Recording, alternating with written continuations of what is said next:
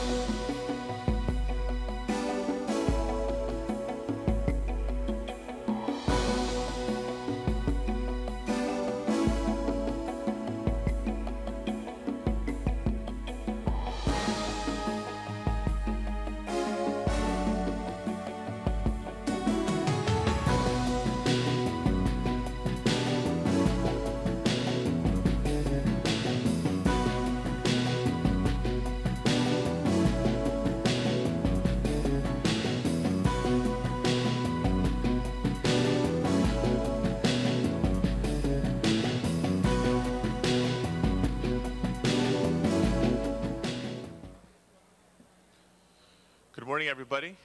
Welcome to City Hall and to Council Chambers and to the meeting of the Los Angeles City Council for today, Wednesday, March 6th, 2002. I want to say thank you for your patience. It is now about 10:30, just afterwards. City Council usually meets Tuesdays, Wednesdays, and Fridays at 10 a.m. Or as close to it as possible. Public is always invited to join us and participate in council meetings here in City Hall. We can also be viewed live from home on your cable station, Channel 35. We can be viewed live via webcast from the city's homepage or heard via council phone. Madam Clerk, please call the roll. Burnson, Garcetti, Burnson, Galante, Garcetti, Hahn, Holden, Labange, Miskowski, Pacheco, Perry, Reyes, Willie Thomas, Weisstein, Padilla. 10 members present, a quorum, Mr. President. Thank you very much. Before beginning with the items appearing on today's agenda, we do have a special presentation. The chair recognizes Mr. Garcetti.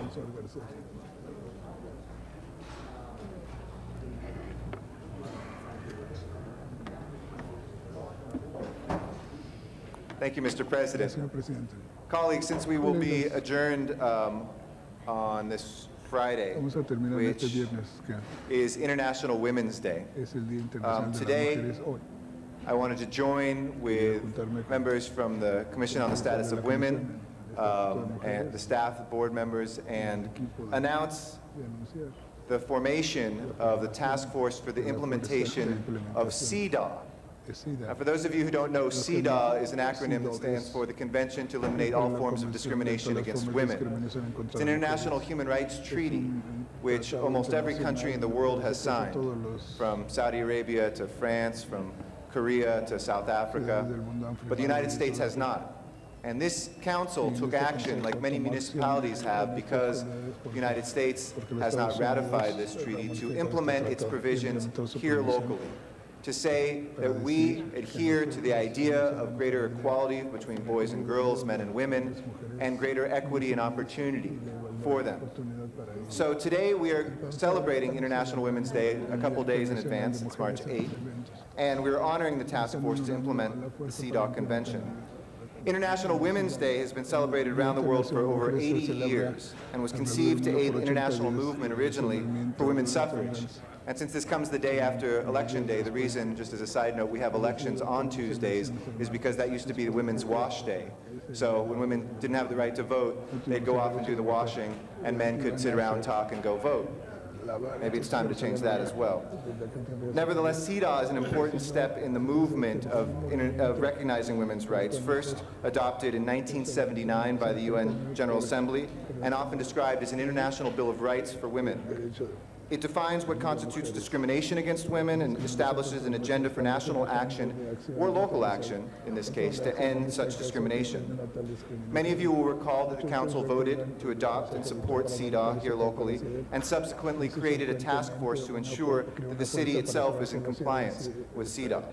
Behind me, you see many of the members of the task force, which includes Donna Edmondson, Linda Lanier, Laura McLennan, Janice Friedman, Chancey Martorell, Mario Tafur, Patricia Giggins, Nikki Tesfaye, from African Community Resource Center, Kathleen Torres, Marjorie Sims, my own favorite, if I can pick one, Amy Wakeland, and Commissioners Lisa Murphy and Barbara Romy. By this resolution today, the Council, this has been signed by everybody, commends this task force and the Commission on the Status of Women for its efforts to implement CEDAW and to further the spirit of International Women's Day. I'm going to ask Julia Wu, who's the president of the Commission on the Status of Women, to accept this resolution on behalf of all this City Council in celebration not only of International Women's Day, but a way of kicking all of us to make sure that what we said we'd do in Council, we begin to actually do. And just as a little side note, though I think we've made some incredible strides here in the city, usually women do a better job in the private sector in terms of their promotion and leadership roles than they do, sorry, in the public sector rather than the private sector. Here it's the reverse. We still lag in the public sector here, the city of Los Angeles, in having women in leadership roles in our departments throughout the city. We lag behind the private sector, and the time has come for us to actually do something about this. So it gives me great joy to present this to the Commission, and if we can ask you to step forward and say a few words.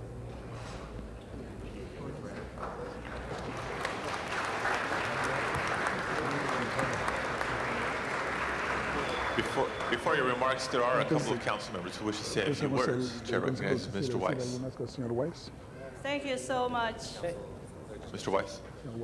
Thank you, Mr. President. And if you'll indulge me, ma'am, just for one moment, I want to commend all of you for the work you've done and commend Mr. Garcetti for bringing your efforts and this cause to the attention of this City Council.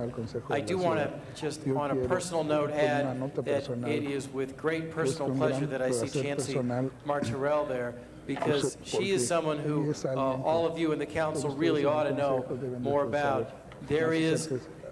There may be no one in the city of Los Angeles who has done more, invested more of her own self, her energy, and put herself more on the line in the fight against slavery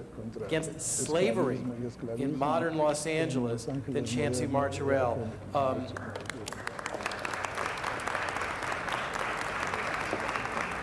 Her efforts on behalf of underprivileged members of the Thai community in Los Angeles, of whom there are many, and to protect them and to protect their rights from certain highly privileged members of that community in Los Angeles, of whom there are few, are stunning. And it is because of her dedication and her efforts that slaves were freed from their captivity at El Monte, and that another successful involuntary servitude prosecution that I had the opportunity to be involved in occurred in the Valley. So you all do extraordinary work, and the fact that Chancy is there among you tells me all I need to know about your efforts and your cause. Congratulations.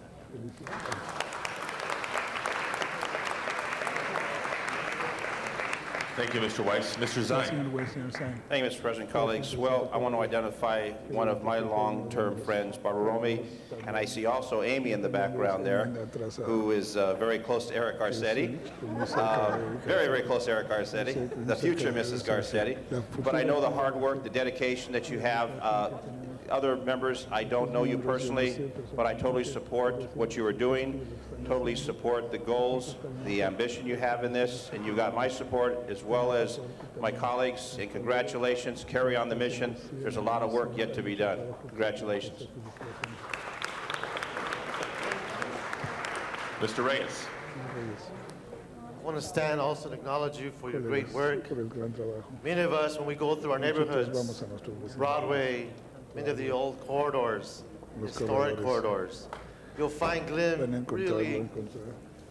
you'll find lights dimly lit, and you'll hear machines at all hours into the late night and early morning.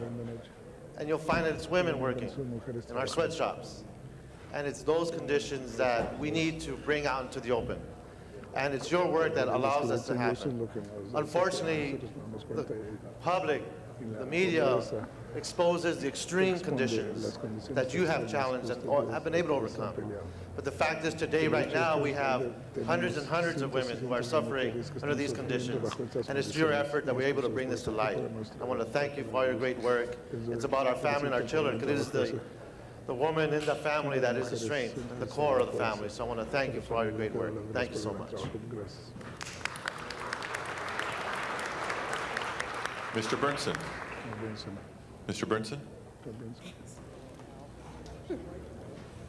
I'm not going to make a long speech. I just want to thank all of you and congratulate you on your award and your recognition, and just want you to know that we really appreciate what you've done for our city, for our community, and for the feminine gender. I think Mr. Garcetti only made one mistake. He said Friday is Women's Day. It's every day, Eric. Thank you very much. Mr. Labange. Coming from a family of 7 brothers, it was our mother who was the strength. And what you said, Ed, is so true. And your struggle to help women all over, and I have a young daughter, it's very important. So it's great that Councilmember Garcetti brought this together today, and it's just to help other people and to help women, to have the initiative to open your wings. But women have always done that, because without women, there would be no men. God bless all women in their struggle.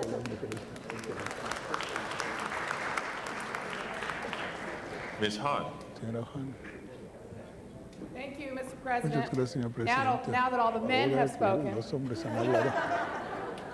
I do want to thank my colleague, Eric Garcetti, who is as good on, quote, women's issues as any woman I know.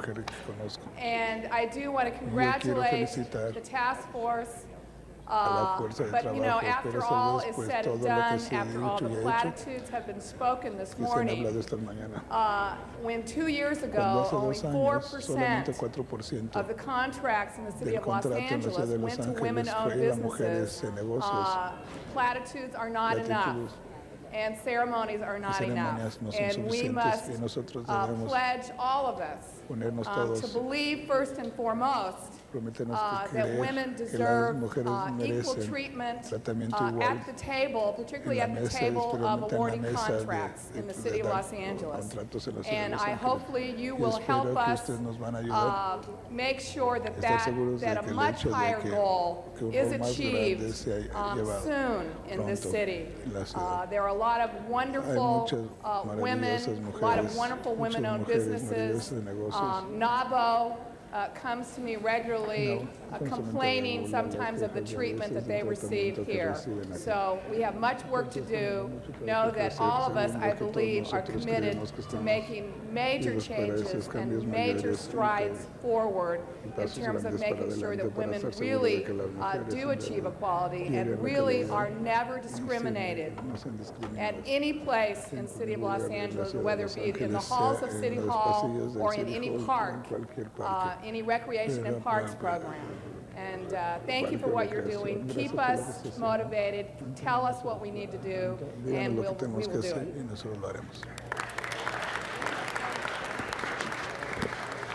Other members wishing to be heard? Ms. Perry. Thank you, Mr. President. I just want to say, as is the case many times, Janice speaks for all the women on the City Council. So thank you, Janice, and congratulations to all of you for all your hard work. Thank you, Janice. Ms. Misikowski. I too wanted to say that thank you, congratulations, and in particular, I think the long effort and work done in the leadership, and I see some of our commissioners there from the Commission on Status on Women, has been so prominent in what they've done in the city, bringing issues of importance and awareness. And it just yesterday, I think we were talking to some of the new appointees, and we're talking about some of the concerns and the focus that we have to promote, particularly among young women. Young women today are, if not necessarily forgotten, are, I think, overlooked in a lot of ways in terms of their own self-worth, self-value. And I think the women who have led the path and led the way now need to really reach back and look at, and I think that the women, the Status of Women's Commission and your task force are looking at that in a big way to let young women know the importance, their own self-worth and their own importance, so that they can become the leaders to replace you in the generations to come.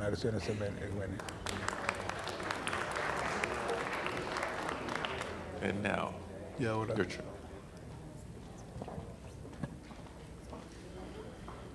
Mr. President of the Council, honorable council members, and particularly honorable Councilman Garcetti, we feel very honored and very thrilled to have a gentleman to become such a great supporter of the task force and of the Women's Commission.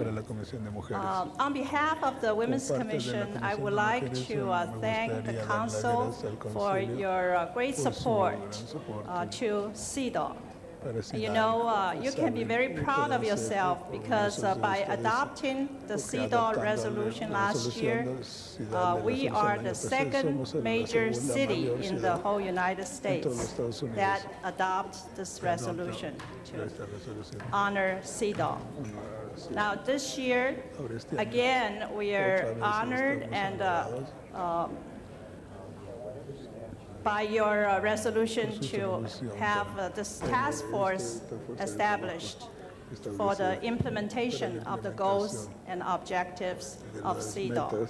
And I can assure you that we have a most extremely outstanding task force, and they're already meeting several times in order to develop the goals and objectives to implement the CEDAW's the international treaty. And behind me, there are our outstanding and high caliber task force members. I'd like to introduce the two commissioners who are assigned to, appointed to co-chair the CEDAW task force. First, Commissioner Barbara Romy. Would you like to say something?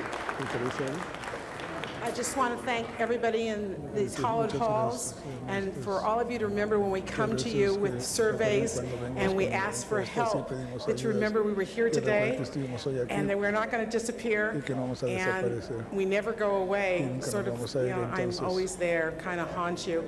I'm really proud to have been appointed by the mayor only like 5 months ago, and I got stuck in the boiling water the next week. And I'm really looking forward to the city of Los Angeles coming into the reality that we can be a leading city in helping equity for women in all areas, whether it be job promotions or pay scales. So thank you again, and I'm looking forward to having your support when I come knocking at your door. Another commissioner who is also co-chair of the task force is Lisa Murphy. Lisa? Thank you all for listening this morning about CEDAW. It's such an important resolution, and I appreciate you all just taking a moment to really recognize how much this can impact us in our daily lives. I agree with the councilperson who said this is not about words, this is not about oracles, this is about deeds that are going to make a difference here in the city of LA for ourselves, for the women here. So we're not just about talk, we are about action. And as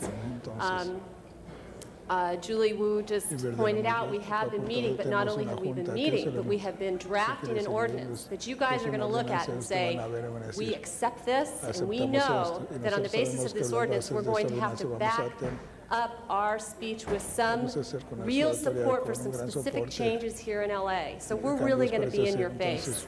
And I appreciate now you're just sort of being preempted with that. And I wanted to also take a second and say, just in addition to what the others have said in support of the task force members, these are people who are really dedicated to their daily jobs and duties and have now given time to us to bring all their expertise and knowledge to make this task force a really viable working body that's going to make a difference here in the city of LA. You will see it. You will really see it happen, and I am so excited about it. So I really want to thank these task force members. It's really remarkable that they're coming forward with their time and energies in a very real way to make a very real difference here. And I also wanted to briefly say thank you to Janice Raines. Janice, would you just stand up briefly? Janice is a new staff member here with the commission, and she has been directly assigned to get us all going here with CEDAW, and she has done a remarkable job, has only been here for a few months now, Janice, and you have done a wonderful job. And I just want to remind you that we have one staff member, but San Francisco has 3 staff members that have been assigned to CEDAW, and they had $50,000. That's right, to get some work done. And you know, we have those standards, and we have higher standards for what we want to achieve here. So we just want you to know that we're not going away, and I want to thank you in advance for all your support for us with CEDAW, and thank you again for the recognition this morning. Last but not the least, I would like to introduce our hardworking executive director, Paula Petrada. I trained my commissioner so well. Thank you, Commissioner Wu. And I just want to say how pleased I am to actually see the fruition of the hard work, the public hearings. Some of you as council members even testified before, and all of the work that has gone into putting the task force together so that we can complete this really challenging mission. And I would like to really introduce them formally to you. I don't know if they have something to say, but they are behind me. Kathleen, you want to just say your name and organization, because I want you to know how really important and critical these people will be to this process. One of the principles of CDAW includes equal access to health care. I'm the director of the LA County Office of Women's Health, and I'm delighted to be a part of this process. I'm Marjorie Sims. I'm the Executive Director of the California Women's Law Center and appointed to the CDAW Task Force to focus on discrimination against women. Thank you for your support. My name is Nikita Spai. I'm the Director of the African Community Resource Center. I become a member of CDAW. I'm appreciated, but my advocacy is going to be the human right on the refugee women's right. I'm Chancey Martorell, Executive Director of the Thai Community Development Center, and I will be speaking to the issues of economic development and employment on behalf of this task force. And thank you so much for all your comments, especially from Councilmember Weiss. Thank you. Very touched. I'm Amy Wakeland with the Los Angeles National Organization for Women and the California National Organization for Women. Thank you all, colleagues, for your support. Thank you very much, Council President, and have a happy Women's Day in 2 days, and every day.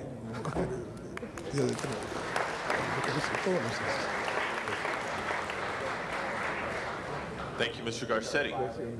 Thank you all for joining us. Colleagues, before beginning with the agenda, I want to announce the arrival of our esteemed colleague from the 8th District, glowing in victory, Councilmember Mark Ridley Thomas. Congratulations on becoming the Democratic nominee for Assembly.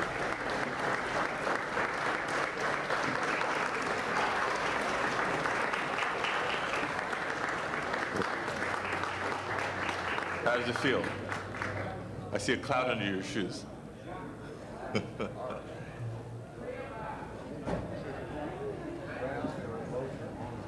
Madam Clerk, first item, please. Approval of the minutes. Mr. Ridley Thomas moves and Mr. Brinson seconds. Commendatory resolutions for approval. Ms. Perry moves and Mr. Holden seconds. Before beginning the regular agenda, Mr. President, there is a request to continue items 10 and 11 for 2 weeks, and that would be March 20th.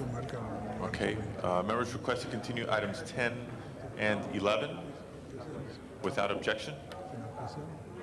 And also a request to continue one of the closed session items, item 50A, and that's requested by the city attorney to continue that 1 week to March 13th. Request to continue item number 50A, also without objection. On the regular agenda, items for which public hearings have been held, there are several commissioners to confirm. Item number 3 is confirmation of Eric Holloman to the LA City Employee Retirement System. Are they all various commissioners, commissions? Yeah, there are various commissioners, or commissions. Let's bring them up, I guess, in groups based on commission. Item number 3, Mr. Holloman. Please have a seat. Members, public hearing on this confirmation of this nominee has been held in committee. There are members wishing to be heard. Seeing none, then Madam Clerk, please open the roll, close the roll, and tabulate the vote. 13 ayes. Congratulations. You're confirmed. Thank you for serving the city. Forthwith, please. Next items 4 and 5 for confirmation to the Board of Civil Service Commissioners, Ms. Karen Chappelle and Mr. John Islas. Okay, if you're here, please come forward at this time. Again, colleagues, public hearing has been held in committee on confirmation of these nominees. Are there members wishing to be heard? Mr. Zine. Council President, colleagues, we interviewed the candidates extensively at the committee meeting, and both are highly qualified for the position, a very important position of civil service. They have great expertise, and that expertise will assist them in their mission at the Civil Service Commission. So I'll call for a strong vote of approval for both candidates for Civil Service Commission. Thank you, Mr. Zine. Other members wishing to be heard? Seeing none, Madam Clerk, please open the roll, close the roll, tabulate the vote. 13 ayes. Congratulations, you're confirmed. Thank you, council members. Thank you also for serving the city.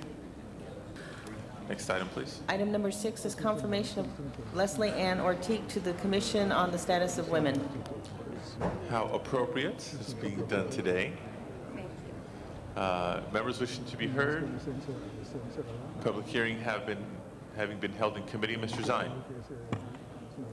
Thank you, Mr. President. Also, we interviewed at the Personnel Committee another highly qualified individual for that position and recommend for approval for the position, the commission position. Okay. Other members wishing to be heard?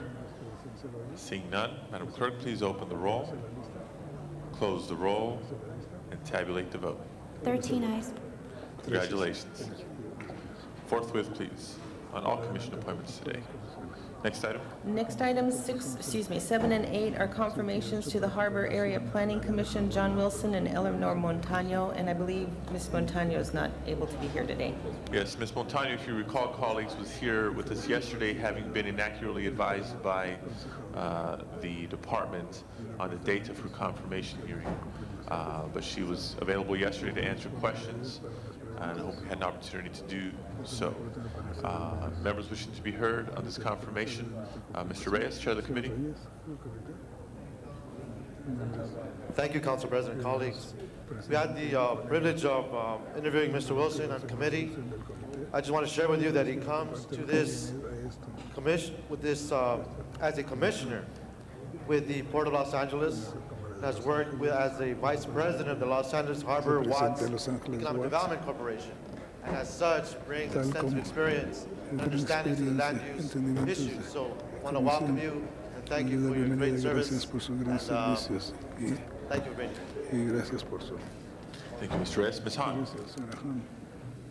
Mr. President and colleagues, I rise in enthusiastic support of both John Wilson and Eleanor Montano, who, as you know, was here yesterday, who also comes with a great deal of experience in the city and county of Los Angeles and as an activist in the community of Wilmington. I'm here to say that, again, John Wilson is the kind of person that I thought about when we talked about creating the Harbor Area Planning Commissions, or the Area Planning Commissions. John was actually our local representative on the Harbor Commission for very many years before it was a mandate that we have a local representative on the Harbor Commission. John was executive director of the San Pedro Peninsula Hospital, served on the Chamber of Commerce in San Pedro for many years. John knows the community, but John also knows the business community. And again, this is the kind of balance, in my opinion, we need on these area planning commissions. We need someone who understands the delicate balance between expanding businesses, economic development in that area, but also the needs of the community, of the people who live day in and day out nearby developments and clearly by the Port of Los Angeles. So many things that will come before you will be from residents who are fighting to maintain their quality of life. And I'm hoping that you will always remember that these area planning commissions were created to bring government closer to the people, and that you always will maintain that balance of community and business. I completely support you, John. I will. Thank you. Thank you, Ms. Hahn. Other members wishing to be heard? Seeing none, Madam Clerk, please open the roll, close the roll, tabulate the vote. 13 ayes. Congratulations. Thank you. Confirmed. Thank you for serving the city. Both of those confirmations forthwith, please. Next item. On the regular agenda, item notice for public hearing. Item number 1 is the annual weed and brush abatement ordinance. Okay, notice for public hearing. I do not have requests from members of the public to be heard on this item. We shall deem the public hearing open and closed. Members wishing to be heard on item number 1 or wishing to call it special? Seeing none, let's open the roll on item number 1. Close the roll. Tabulate the vote. 13 ayes. That is approved. Next item, please. Forthwith on item number 1. Item number 2 is also an item notice for public hearing. It's the Planning Land Use Management Report, and there are cards from the public on the There are item. cards on this item. Let's call it special. Next items, Mr. President, items for which public hearings have been held, items 9 through 22, with the exception of 10 and 11, which have already been acted on. Items 9 through 22 now before us. Members wishing to call any specials?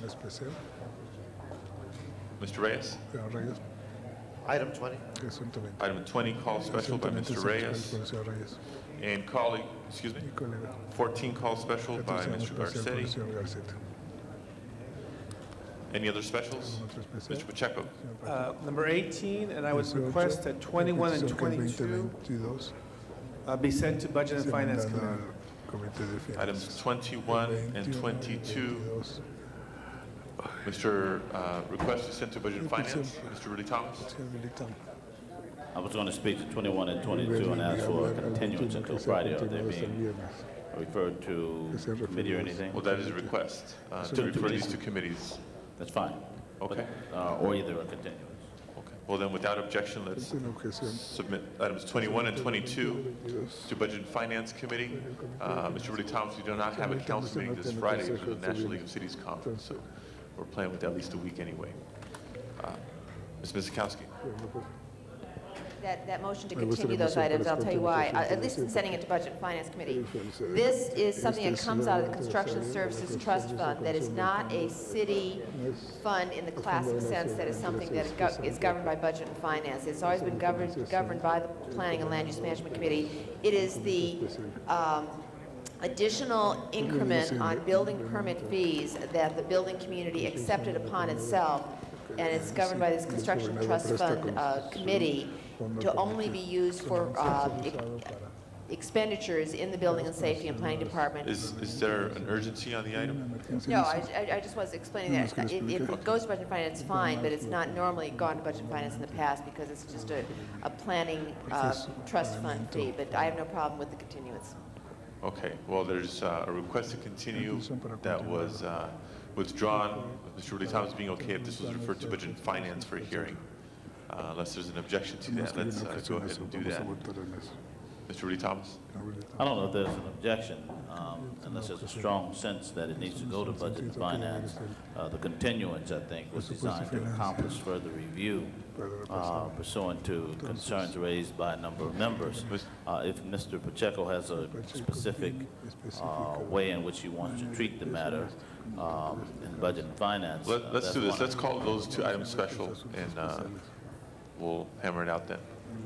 Items 21 and 22 special. Members, I do have cards on items 14, which has been called special, 18, which has been called special, 20, which has been called special.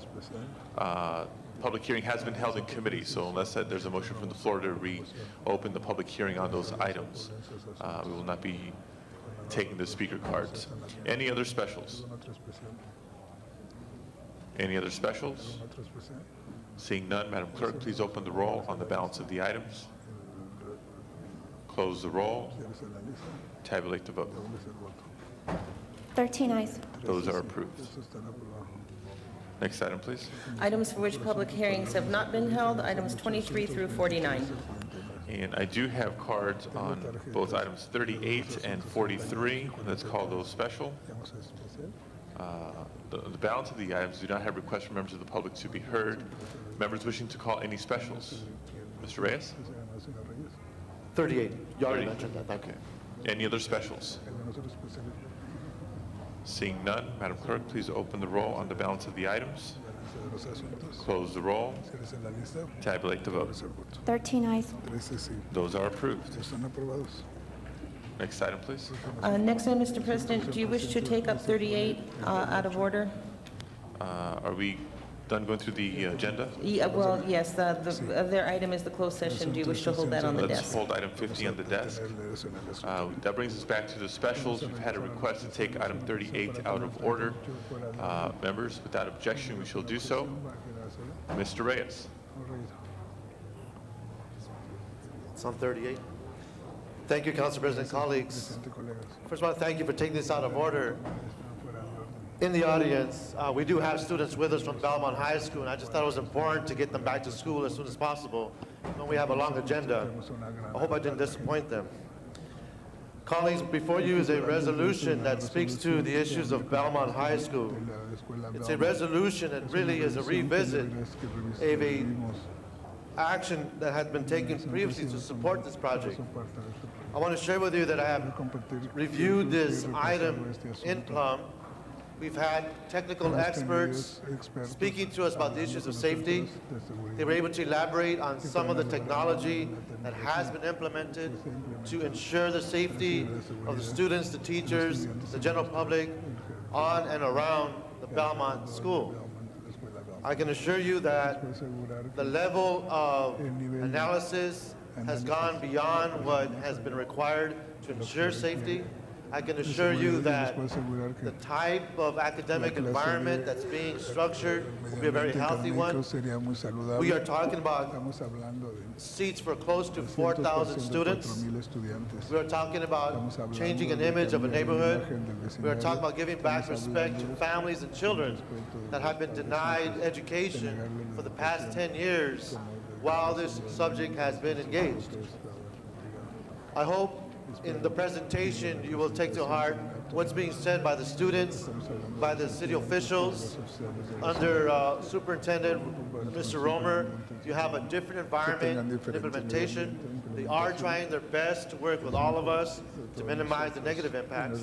And we're in a position now where hopefully we can make a dream come true.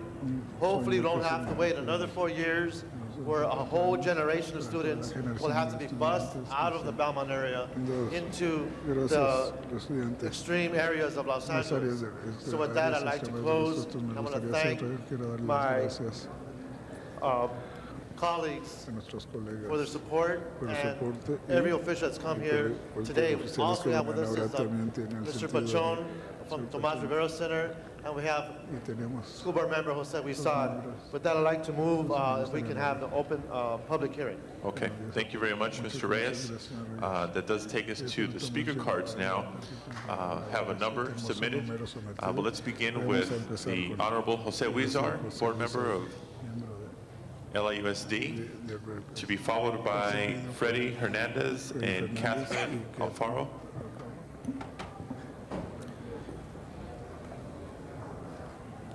Good morning, Council President Padilla and council members. Thank you for having us here today. I'm joined by parents and students of Belmont High School and the surrounding community. It is an honor and privilege to speak to you here today on behalf and asking for your support for the completion of the Belmont Learning Complex. I want to especially thank Councilman Ed Reyes for his leadership in bringing this resolution to the council. As you know, the school district is facing a tremendous challenge to provide adequate space and seats for all our students, especially in the Pico Union Westlake area. This area is considered one of the most overcrowded areas in the country. Each and every day, we bus out 5,000 kids who have to go to schools on the other side of town. And we all know the tumultuous history that Belmont has had in the past. But today, we find ourselves in a very different time. Today, we find ourselves in looking at a rational process that was brought forth to us by the Superintendent Romer. We also have before us additional environmental reviews and mitigation measures. And we also are proposing additional environmental oversight that was not present in 1999 when the school board decided not to proceed with the construction of the school. Let me share with you a little bit about what brought us to this rational process. In April of 2000, the superintendent issued an RFP to ask the private sector what they can do to complete the half-completed high school. In October of 2001, the school district received 3 bids, all saying that the Belmont Learning Complex can be completed safely, in a timely manner, and at a reasonable cost.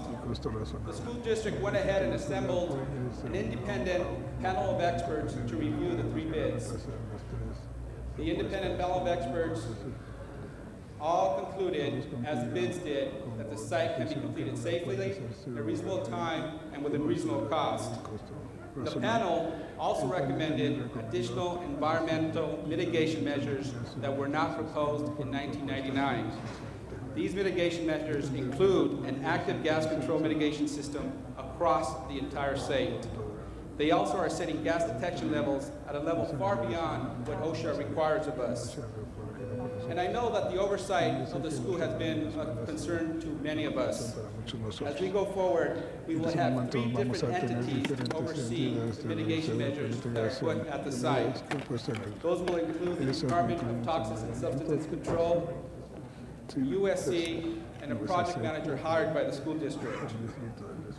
It's also been reported time and time again that we are putting tremendous amounts of money into this one school site when we can be putting it elsewhere. Well, let me run this numbers by you real quick. It would cost us approximately $67 to $87 million to complete this school. It costs the school district, on average, $46,000 to provide one single high school seat. At this cost, we go forward right now and complete the school, it would only cost us $20,000 to provide a seat at the Belmont Learning Complex. And if we were to add the $150 million that we have already spent at the site, the average cost to provide a seat at that site would be $50,000. That is only slightly higher than the average that it costs the school district to provide a seat elsewhere in the district. So the exorbitant amounts of money that people say we're putting to the site is absolutely not true. And finally, let me finish by talking about a timeline. I started by saying about how urgent we need a school at this site to stop the busing and relieve the year-round scheduling, which creates inequities for many of our students. If we go forward with the Belmont Learning Complex, we can see a school at that site within 2 or 3 years. If we start from scratch, it will take us 5 to 6 years. Our school children can wait no longer. Council members, it is time to turn the abandoned Belmont Learning Complex from a place of ruins and into a place of hope for many of our students. Please help me vote yes on this resolution, to urge my colleagues on the Board of Education to do the right thing and vote to complete the Belmont Learning Complex. Thank you. The vote at the Board of Education will happen on March 12th, which is this coming Tuesday. At that time, the superintendent is asking for authorization to negotiate with the leading bidder, which is a group called ABC, and come back to the board with a finalist contract in 60 to 90 days. There are 2 experts with us today here from the panel. Any of you would have any questions for them. Thank you very much. Thanks for the presentation. Next, I believe we have a number of students wishing to be heard. Freddie Hernandez, to be followed by Catherine Alfaro and Jesse Cadenas. Thank you, Council, and thank you for listening for my comments. My name is Hernandez de Freddy. I'm enrolled in Belmont High School. I'm a senior, few of the many that make it. Our education has been moralized by the fact of overcrowding. I am attending one of the many overcrowded schools in the USC districts. Sometimes I feel that I am not in a school, but in a farmland. For example, in one English class has 43 students, one teacher, and so many students that we don't have the chance to express ourselves, be one-on-one, dedication, and sometimes we don't even have desks. We have to stand up to listen to the teacher. That's how overcrowded our school is. We're lucky enough so we could get a lesson, or we're lucky enough to get in the door. The rooms are so packed that you can't go in there. It's just that it feels like chaos in the rooms. I'm imploring you today so you guys can make a better decision for a better school. Just please vote on the new Belmont site, take any of the betters. We have to get a new school, help our society, and thank you for everything. Thank you very much. Catherine, and then Jesse and Gloria Soto after that. Good morning. My name is Catherine Navarro, and I'm a student at Belmont High School. Throughout my 4 years at Belmont, nothing seems to get any better. Instead, it is getting worse. We're one of the many overcrowded high schools in the LAUSD. Some of the overcrowding causes in our school are that many students are being bused out to other schools far from their home area. Some of my friends have to wake up between 4:30 and 5 in the morning to get the bus at 6. Another example would be that the supply rooms are turned into classes for special ed students. The library, instead of being a library, has turned into a classroom that holds up to 48 students. We need the new Belmont Learning Complex. Help us convince the school board members to build it. Keep in mind and ask yourself, what is the purpose of being who you are? I want to thank you for the time that you have given us to express our opinion and please support the Belmont Learning Complex.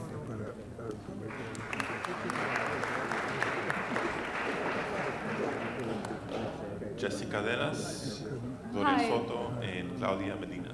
Good morning, as LA City Council. I'm representing the Sierra Club's National Environmental Justice Program, and my organization has supported over the last 2 years and continues to support the completion of the environmental study and the actual construction of the Belmont Learning Complex. As you can see here today, the community is representing and speaking for itself, and we ask that you respect the community's wishes in this regard. And I also would like to see some more attention to this community when they're here representing themselves and speaking. It seems like when other resolutions that you have on the agenda and other communities show here to speak for themselves, you pay more attention to them. And I would ask that this council pay a little bit more respect and attention to the community that is here today representing itself. I ask that you vote in support of the completion of the study and the actual construction of the Belmont Learning Complex, and we look forward to working with you on this matter in order to resolve this in a constructive and positive manner. Thank you. Thank you very much. Ms. Soto? Good morning, President Padilla, and good morning, council members. My name is Gloria Soto. I'm a longtime resident, and I'm also known as the mother of Belmont for all the years that I have not given up the dream or the hope or the vision for these students. These students have come here today also for a lesson in how we are here in the city chambers. They are looking at you and watching how you are doing business here today. Remember, we're here to learn.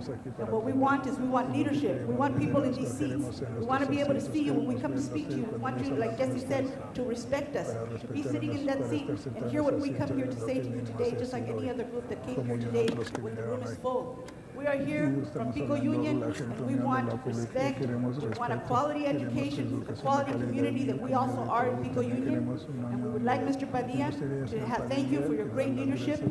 Ed, thank you for your resolution. And we are here to say that we support Ed's resolution. And also we want to thank Mr. Huizar. And also let's not forget the people that were before. Those of us who've been here for many years. We're here to ask you to please step to the plate, support this resolution. Please take your leadership roles that you are here to do and help the children of the Pico Union, the high-risk children of this community. Thank you.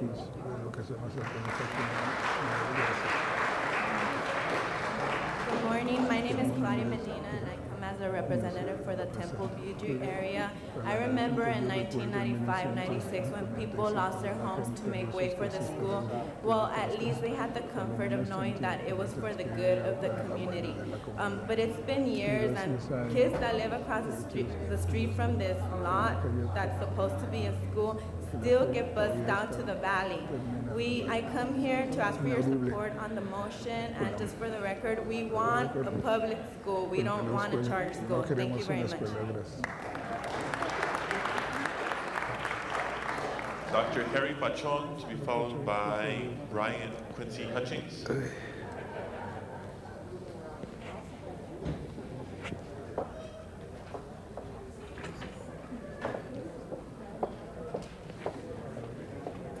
Thank you, Mr. Council President. President and members of the Council. I appreciate the time that you've given me to make this presentation.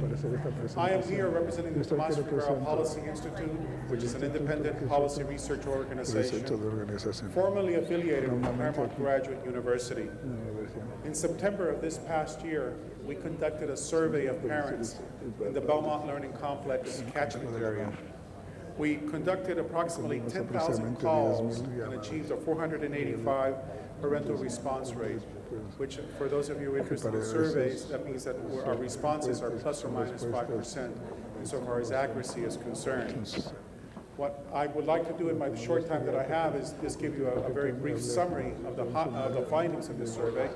And the survey itself and the findings are available to you. They can be passed out, and we have them available for you. 80%, or 4 out of 5 parents in the Belmont catchment area wish to see the Belmont Learning Complex completed. Interestingly, 3 out of 4 parents would send their children, and these are parents with children in the 8th through 12th grade, would send their children to Belmont if it was completed next year. Interestingly enough for us, there were no major differences between Latino and Asian respondents. Both ethnic groups had a majority of respondents wishing to see the Belmont Learning Complex completed, as well as wishing that their children would attend if it was available for use. So for us at the Tomas Rivera Policy Institute, the results are clear. The majority of parents wish to see the complex completed. The majority of parents would like to see their children attend that complex. Thank you so much for your time, and I'll be available if you have any questions. Thank you, Dr. Pachuan. Our final speaker is Brian Quincy Hutchings. Mayor, hello, Board, President. And if I could get on the affordable housing that's included in the map at Belmont Learning Center, I would gladly do so, because explosive methane gas and toxic hydrogen sulfide is the least of the worries. Of course, not one, but 2 independent commissions. The previous one I had attended a couple of years ago. And all this is pretty well covered in the February 22nd LA Weekly, and especially in the May 4th cover feature. I have a whole slew of articles, 2001 LA Weekly. That's the only paper that I know of that has actually shown that there is another side to this whole so-called controversy, which really was hoped up in order to bring the phony issue of having 70 years of indemnification by an insurance company, AIG Environmental, which is the main backer, along with Eli Broad. And by the way, our wonderful previous mayor, the ringleader and main funder behind the shut the Belmont Learning Center because of environmental racism blank, has gone. And but what they're trying to do is make a fait accompli, as in Frank Del Olmo's article a while ago, that you have this, you open the school and you make it into a charter school like right away, and it's sort of on the model of Genethia Hayes' Episcopalian schools model, or what I like to call the Hogwarts Academy, because that's really what's about here. So if you can actually, there's really no reason to keep the school shut, because methane gas is not toxic. Hydrogen sulfide is the smell that the canary smells in the mine, only they're much more sensitive. And if you smell that stuff, according to Dr. Sepich's little business card, the level at which it is acutely toxic is over 1,000 times that which you start to smell, the rotten egg smell. And believe me, that starts to become an overpowering stench that you want to get out of as soon as Thank you very much. before it explodes. And thank you. And I'd like you to look at my website. I've got some of this covered. Quincy4board, that's number 4, .homestead.com. Thank you. Thank you very much. This concludes public comment for item 38. Returning now to council debate, Mr. Garcetti. Thank you, Mr. President. And thank you, Councilmember Reyes, for this resolution. I rise in strong support of this. I joined Councilmember Reyes at the press conference on the site. As I said there, politics got us into this mess, and politics will have to get us out of it. But there is an interesting sort of politics, and it's not just the elites, it's not just decision makers who have fueled this. It was when kids who live in these neighborhoods, Council District 1, Council District 13, themselves actually took to the streets, themselves said glad that this is where we live and nobody has minded before about the environmental conditions, who themselves say this was a promise that we have to fulfill. We don't want a blank check. We want to do this in a responsible way, as fiscally responsible for the district as possible. But to lose the investment that we've put in now at this point would be irresponsible. And when you see the hope of young people totally squelched by them being told that their high school that they were promised will not open, and they do have to get back on the bus for an hour to go to a different community where they cannot be active in their own community, where they cannot after school take part in after school programs that beautify their area or help bring up the safety levels in their own neighborhood. You really see what this issue is about. And I think at this moment we need to have that leadership and be unified. Again, the city council does have a role in education, colleagues. It does have, Councilmember Hahn has shown us that way with the chairing of the committee that deals with schools and neighborhoods. And I think it is so critical for all of us to be able to be united here, and I hope that we will get a unanimous vote today on this. We can do this in both an environmentally and fiscally responsible way. Evidence is there now, and now we just need to follow the politics of the community leaders that have brought us here. Thank you. Mr. Reyes for a response. Point of information, we do have with us the professionals who are working on environmental issues. So should any colleague have questions regarding safety issues, we do have personnel here to respond. Thank you.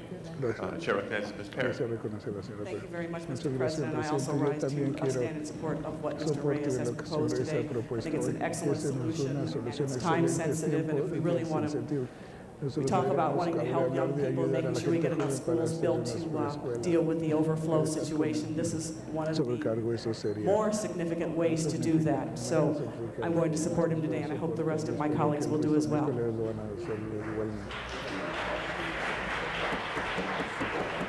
Mr. Lavange. Thank you very much, Mr. President, members of council. Good job, Councilman Reyes. Good job in bringing this together. Councilman Garcetti, I know our city attorney was there and helping support that too. And if you invited me, I would have been there. We'd have half the Northern League there. Because it's important for the young people who get on buses at 5 in the morning, 6 in the morning, stand in the cold streets in the central part of Los Angeles, to transfer the Cahuenga Pass, to go way out to another part of the city and not fulfill community life, which a high school is supposed to be. You know, I ask people a lot of time what high school did they come from, because that tells me about their neighborhood and their life and the importance of it. And it establishes a place for these young people for the last 20 years, because it was, again, Kathleen Brown who started the discussion about overcrowding, first meeting Union Avenue School in 1980. Now we're all the way up here, 2002. This school was started and stopped. It can't be fixed. It should be fixed responsibly. There's other parcels around that should be there. Could they match? But we need to finish Belmont High School for the young people of the Belmont community so they can fully participate in community life around the school. It's so important. I went to a great high school too, and it's a great community that's around it, John Marshall High School. But we also have to afford that for all the young people who in 10,000 we go to Belmont now. And we have to open that up and encourage the school board to do the right thing, to get the professional people to make it happen. Because it will improve their lives for those young people to have a school in their neighborhood that they can be part of. And it will also improve the community around. All around the Belmont service area. So I want to congratulate you, Ed, for bringing it to our attention. You have my strong support and my strong advocacy, because not only will this help Belmont High School, it will help every other high school in the western area of the Metropolitan District. Los Angeles High School, Manual, Marshall, Hollywood, Fairfax, because all those are overcrowded. And this will help them in the whole area. So thank you, Ed. Push on. Thank you. Ms. Hahn. Mr. President, members of the council, I too rise in support of this and want to really congratulate my colleague Ed Reyes. I know you have been working on this issue long before you became elected. You were on staff of former Councilman Mike Hernandez. This is an issue that you have cared about passionately. It has caused you, I think, an enormous amount of pain and grief. and yet you have really continued to stick with it and to find a creative solution that will really make sense. And as the chair of the Education and Neighborhoods Committee, this is a great example of education and a neighborhood. And I waved it out of my committee because I knew how important and how time sensitive it was. So I wanted it to not take any time in my committee. But I think this is a great solution. And, you know, the other reason this makes sense to build this school here is not only for the kids, but it's for the parents. You know, we talk about kids being involved in their school. We talk about kids being involved locally, being able to walk to their school and participate in after-school programs. But parents cannot be involved in their children's schools if their children's schools are across town. They cannot make it to after-school meetings with teachers. They can't always make it to parent-teacher conferences. It's much more difficult to participate in their children's school activities when the school is not local. So I applaud you, I support you, and I do think the city of Los Angeles should continue to have our partnership with the school district. But we need to hold the school district accountable to build an environmentally safe school and one that meets the needs of the children and the community. And I think that's what this will do. Y esto es lo que esto va a hacer. Nosotros queremos parte de todos los paso a paso. Gracias por hacer un trabajo en esto. Yo soporto todo este programa.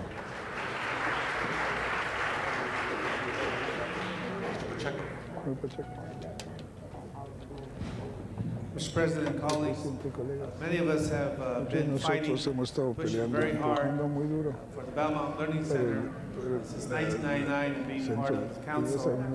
I have been supporting all of our colleagues, colegas, no solamente en la Cámara de Escuela, pero el consejero Hernández, ahora miembro Reyes, y todos los que tenemos ahí, Garcetti, el presidente señor Padilla también, pero hemos estado pidiendo a la Cámara de Educación para hacer la cosa y yo siempre he intentado eso. El distrito de la escuela, debate was really guided and misguided by a lot of undercurrent politics that hopefully we've outgrown and have really set aside, and now we're looking at this pragmatically. And I want to applaud Councilmember Reyes for bringing this forward.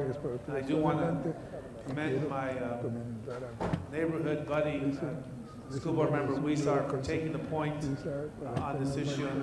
They should both know, and we should support their position of finishing Belmont, because we do have children in the communities waiting for this educational facility. So I just wanted to weigh in and to tell you that you have my support, and Win, to everyone else, that I will be there when you need our support. Thank you. Mr. Holden. Mr. President, members, yeah, veo que tengo 3 minutos.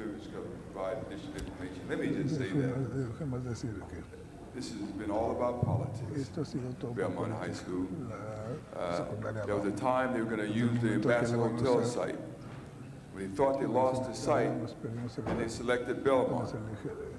And when they got Belmont built, we had some construction managers who spoke Spanish, and then some people decided that it was not qualified. It was not a good school. Then they said it was a good school. They say something shady was done. Deals were made. Then when they got that all cleared up, then they say, well, the soil is contaminated. Neglected to mention that people have been living there for the past 50 years on the same site. That's where they live. If you want to have an experiment, they were to pass that. And then 2 other things happened.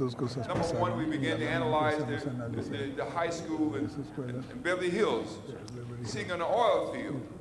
Much worse contamination.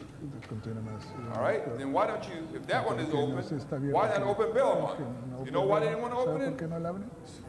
near in their home, in their own neighborhood. It's a facility that has the state of the arts in terms of education. And you will begin to reach out to the community and begin to educate their children. And I believe somebody had an issue with that. So they began to make noises about what was wrong with it and did not open it up. Spent all the money, tied it up for 3 years, and still not open. And I made that an issue. You know, they can talk about soil contamination, but they can vote for Playa Vista for people to be sleeping and living there 24 hours a day. Much worse. It has been mitigated, and the members of the city council voted to construct home sites at Playa Vista, right, Mr. D? They didn't go in and say, well, no, we can't have Belmont High School. Of course you get mitigated. I got to thank the one guy who's making all this possible, Governor Romer. Governor Romer used common sense, did not fall for the politics, local politics. And lawyers getting $1 billion in, $1 billion in, and board members being brainwashed, said, I won't send my kid there. But we want, and you need a school, then they won't have a school. Yeah, you got to understand what's the current undercurrent here. The undercurrent is that there are some people still in our community who would rather have you not learn at all. The only facility they want to build for you is a jail, not a school. Now, they want to provide a job for you. You got to wake up and see what's happening. I support you, always have. This school should have been open 3 years ago. The program should have been implemented in terms of educating our youth. Don't be fooled. Some of our allies are not our allies. Just look and see what happened. And once again, I repeat it and I'll sit down. Playa Vista, they built on the contaminated soil site, am I right? Playa Vista, much worse than Belmont. You're going to be there 24 hours a day in Playa Vista, and 4 or 5 hours a day in the high school where you can mitigate it by using lead underneath it to prevent, you can't impregnate lead, but penetrate lead, no matter what kind of gaseous you have. Thank you, Mr. Hall. All right, thank you very much, Mr. President. Mr. Council. I support you. Thank you, Mr. President. I agree with all that has been said in support of this, and I'm happy to join in that. And I think there have been many heroes in this battle, and it's been a long battle, and one, unfortunately, that the community shouldn't have had to fight. But the two heroes I want to thank is, one, the community. It was the community who stayed with us despite the politics coming in from Sacramento, the politics coming in from areas outside of this community. The community, the students, the parents had always been committed and stayed committed with this project, and I thank you for staying with it and being here today. And while I concur in the recommendation, the presentation, and the leadership that Mr. Reyes has brought to this in his district to bring this forward, there's another hero of Belmont, and I want to commend former Councilmember Mike Hernandez, because but for Councilmember Mike Hernandez, this council, the state, the others could have and would have killed this project. It was Mike who said, wait a second, this can work, wait a second, there may be some issues, but they're not issues that are not insurmountable. And my community, this community, deserves this high school. It's deserved this high school for more than 25 years. And it's finally, I remember when we were in the Planning and Land Use Management Committee, where I served with Mr. Hernandez, and we had testimony of parents who were parents of high school kids today saying that when they had gone to Belmont 20 years ago, they needed a new school, and it was on the agenda for a new school, and it's their children who are still being deprived today of the new school, and we want to make sure that that doesn't happen to their grandchildren. So I am very, very pleased to move forward with this and to recommend this stalwart staying with it, staying strong, and staying involved that this community and its leaders have, from the past and the present, brought to this day. So I'm very pleased to support it. Thank you, Mr. Mr. Zine. Thank you, Mr. President. I think you're probably coming down to the end of the line of supporters. I'm going to join my colleagues in supporting this. And if I look back in history, and Councilmember Holden mentioned a lot of the history that took place, a lot of politics took place in this. The $2.4 billion Proposition BB, the $600 million that somehow evaporated, and all the consultants and all the research and all the studies, we still have a vacant facility that sits adjacent to the 110 freeway. And every time I drive by there and I look at it, I say, why are we wasting this facility? Why are we wasting this time? Politics took over and common sense evaporated, and that's why we face this dilemma with the Belmont Learning Center. But when I look at the public trust and the confidence and the people who voted for Proposition BB, the people who voted for Proposition Q yesterday, and hopefully we will be able to prevail on that Prop Q and build some police facilities, we need to follow through when we make promises. Clearly, the Belmont Center is in a location that is in great need of a facility for education. Ed Reyes, the man of the district who worked diligently to bring this about, I congratulate you, along with the congratulations from the colleagues in the community. But your community has not let you down. We won't let you down. We can't let the students down, the future of this city. We can't continue to ignore it, let politics take place when common sense should prevail. And how many more studies, and how many more EIRs, and how many more ground samplings until we finally realize that we sit on oil fields in this city. And if Belmont is contaminated, the entire city, downtown, would be contaminated. And it's illogical that you're only going to have one facility contaminated and the rest of it not. People have lived there, productive lives. It's long overdue. And I hope that it will be unanimous. And once we give this support, we can move forward, complete that facility, and open it up and educate the students that desperately need education, eliminate the busing program, where we can then relieve some traffic congestion on our local roads. Thank you very, very much. Mr. Weiss. Mr. Weiss passes. Mr. Reyes.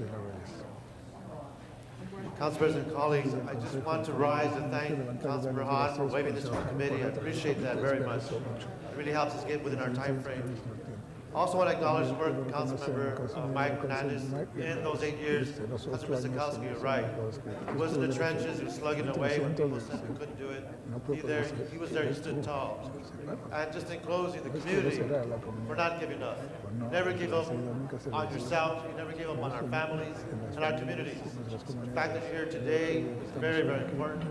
We hope we can overcome, we can get our school board members to that I believe we can hopefully convince to support this project and get the vote there to get this thing built. And we're here to help you. Thank you, colleagues, and let's move forward. Thank you so much. Other members wishing to be heard? Seeing none, I believe we're ready for a vote. Madam Clerk, please open the roll. Close the roll. Tabulate the vote. 14 ayes. That is approved. Congratulations. Let's send that forthwith, please. Next item. Item number 2, call special inasmuch as there are cards from the public. Item 2, notice for public hearing. Council calls forward at this time Mr. Philip Gregory, to be followed by Ben Resnick and Mona Pastor. And there's several other speaker cards on this item. Mr. Gregory? Mr. Gregory, are you here? If not, let's proceed to Mr. Ben Resnick. Mr. Resnick here? Mr. Resnick. Going once, going twice. After Mr. Resnick, we'll have Mona Pastor and Jean Ben David. How much time was allocated, Mr. President, on this? Well, we're going to make it very quick. Please do. We have some neighbors who came from the community. My name is Ben Resnick. I happen to also live in this area. And this subject property before you is right up the hill behind my house. and these are my neighbors, and so we're all here really in a neighbor capacity, opposed to any modifications to this parcel map that was granted many years ago by the City Council. We ask you to adhere to the Plum Committee recommendation, to the Planning Department's recommendation, which is not to modify the track map. This gentleman wants to build a seepage pit in lieu of connecting to sewers. We think it's outrageous, a lot of dangerous reasons for it. If you read the letter we submitted it to you, it's all laid out there in the letter. Having said that, he also wants to get relief from very serious live fire safety issues. We don't believe that's appropriate. The rest of the time I'd like to reserve for the neighbors to make some short comments. Thank you. Okay, thank you very much. President Padilla, introduce yourself, please. council members, my name is Beth Rickman, and I live at 4701 Balboa Avenue. My husband and I bought our property 3.5 years ago, and within 6 months, there was development started on our hill, and it was only after we had recommendation from friends of ours in the environmental community that a seepage pit 30 feet up from our house, which is a half a mile south of Ventura Boulevard, isn't right. The other thing is a dump truck was coming down the property above us that was being developed, and it flipped over. And if that would happen, what about the fire? It took us hiring experts and hiring an attorney to uncover the fact that there were conditions placed on that property, and it took us several years and a lot of money to show that, in fact, the city should have been taking care of us, and this developer should have adhered by the conditions that he was given. So I absolutely support our fire department 100%, and also the decision for you to hook up to city sewer. Thank you. Thank you very much. Good morning, Council. Thanks for hearing us. My name is Mona Pastor. I live at 4703 Balboa, directly east of the Rickman residence, which is downhill from the Rancho, the Oakview Drive property. I'm very concerned that you do not modify the restrictions that were placed on the development. It's a very steep hillside. The fire department has specific dimensions and gradings that they require for a driveway to provide safety for our firefighters and safety for our communities. So I hope that you will hold with the modifications that are required for any development on that property, and I appreciate your attention to this issue. Thank you. Hello, my name is Jeannie Ben David. I have the distinction of having a business and a home in the area. We happen to own a gas station. If the fire department was not allowed onto a property, it would directly affect our gas station that houses many flammable liquids. I also am a homeowner in the area, and we have a tremendous problem with seepage on our properties from Oakview. This would be addition to an already aggravated situation. Thank you for any consideration. Thank you. Philip Gregory, beg your pardon, the property manager, 4649 Balboa Avenue, property below the subject property. I'd like to point out that it's this month, I think it's the seven years that we've been receiving floodwaters from the initial construction on Lot A. I don't see much different on Lot B now, and I would ask that you not permit Mr. Justice to let the sewage stay on that property, as the water was never controlled on Lot A. I don't think that we're going to have much control on Lot B either, and I'd like to see at least the sewage going down the pipes to the main street and not into our garden. Thank you very much. Thank you very much. Hello, my name is Ann Rushton. I'm a Deputy Attorney General with the Environment Section.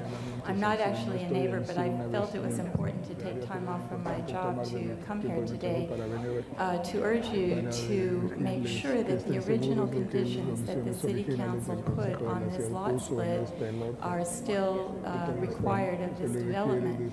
I think it's been extremely unfortunate that the neighbors have had to spend thousands of hours and tens of thousands of dollars just to make sure that the city stuck to the original conditions that it imposed on the lot split. Thank you very much. Thank you. I still have 2 cards remaining. Dr. James Lawson,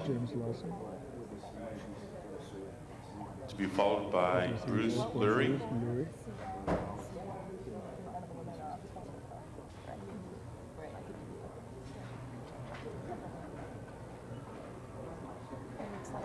Yes, my name is James East Lawson, 15373 Valley Vista Boulevard, and I was brought in by the Rickmans and previously by the O'Grady's to look at the situation as an expert in geology, seismology, and especially flooding and flood control and erosion. So yes, we concur, or I concur, along with my colleague Richard Meehan, who is a very well-qualified geotechnical engineer, that there are problems, and we have spoke to those problems in all of the committee meetings, and especially the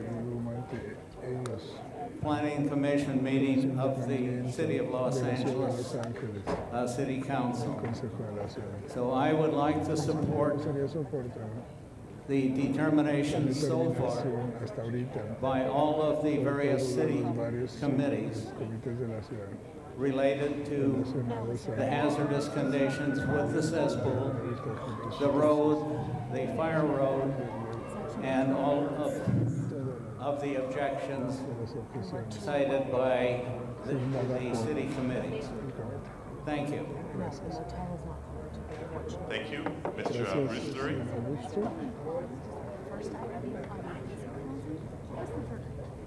Mr. President, members of the council, I'm Bruce Lurie representing the appellant George Justice here. The appellant had a building permit that was issued in 1998, and in reliance on that building permit has spent well over $1 million developing a piece of dirt and a foundation for a house. Throughout this whole process, he never was able to put one stick of lumber up to build the house itself. The city constantly changed requirements on him, constantly stopped the project because the neighbors have just heard from him constantly complain with fallacious complaints that had no basis, and after investigation, the city always found that the developer was correct and allowed him to proceed. But the 2 years for the building permit ran out, and at the end of that time, the developer asked the building and safety for what should have been a routine renewal of the building permit. Instead, it got shifted to the Department of the Commission of Building and Safety Commissioners, who held a hearing. And I've just lodged with you this morning a declaration of the appellant, which says that a representative of the fire department at the first hearing of the Building and Safety Commission said that this project was in compliance with the parcel map conditions, including one of the two conditions before you today, which is the condition of the road width. And we thought that was behind us. Months later, the Building and Safety Commission decided that the Planning Commission needed to have a further pronunciation on whether or not the roadway issue had been resolved. And after a series of hearings, we're now here with the Planning Commission deciding that in fact we had not complied with the roadway condition, even though the fire department representative had told the Building and Safety Commission we were in compliance. The building department issued the building permit because it had found we were in compliance. The Planning Commission had signed off on the building permit because it had found originally that we were in compliance. So it's after much complaining by neighbors, people decided to revisit it after $1 million was spent. And now we're going to hear from the fire department they've decided after the fact that we're not in compliance. I'm not going to speak to the sewer issue because I'm happy to report to you that with the assistance of the offices of Councilwoman Misakowski, whose deputy has spent months on this morning, we signed an agreement with the Rickmans. You'd never know there was accommodation by the comments that were just made. But I'm happy to report that even though the Rickmans have numerous obstructions in the city sewer easement, they have agreed to build a sewer in the area where their obstructions are. And having made that agreement, I told Mr. Resnick it was our expectation that you would rule against us on the septic aspect of the modification, although I'm not withdrawing that.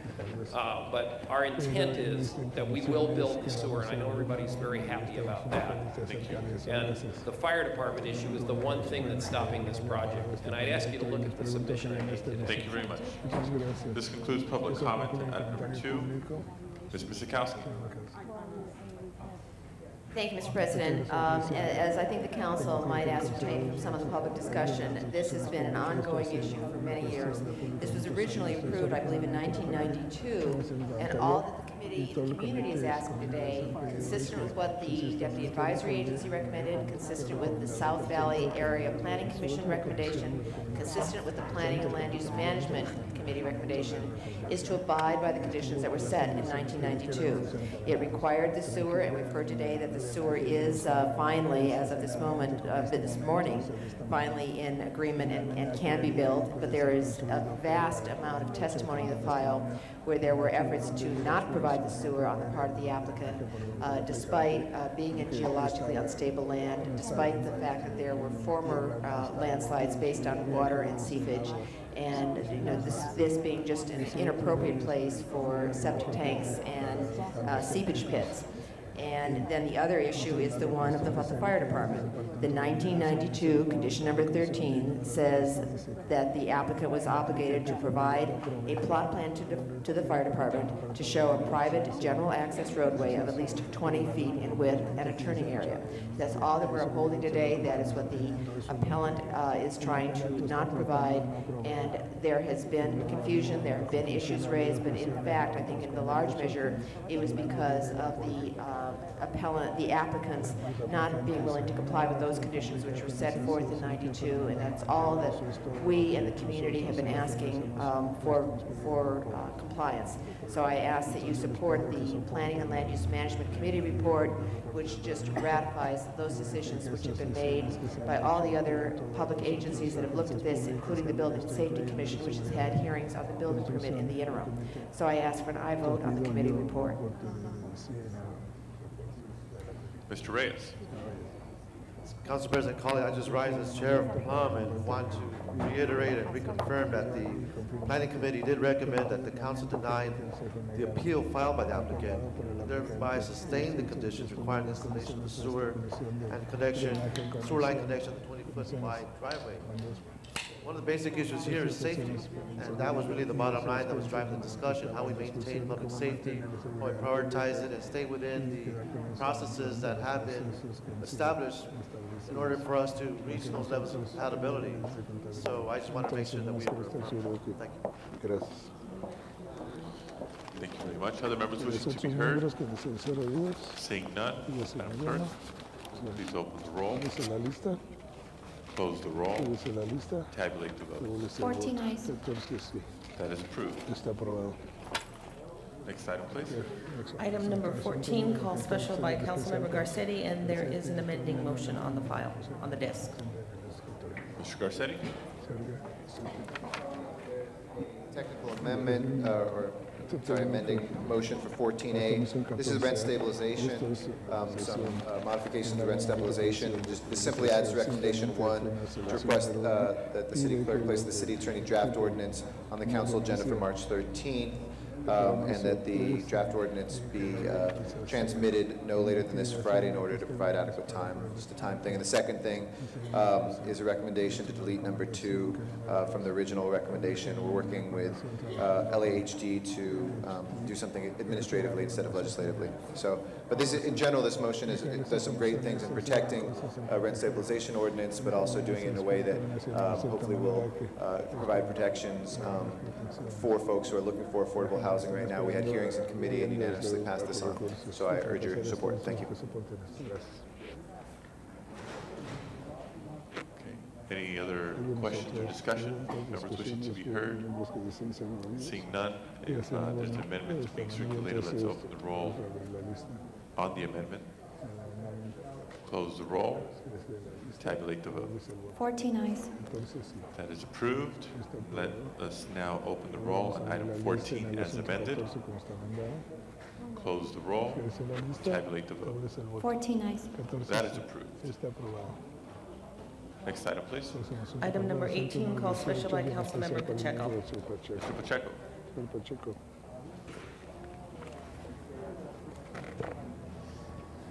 Mr. President, colleagues, I wanted to move to continue item 18 for 30 days so we can clarify some issues. And let me start out with a very basic issue.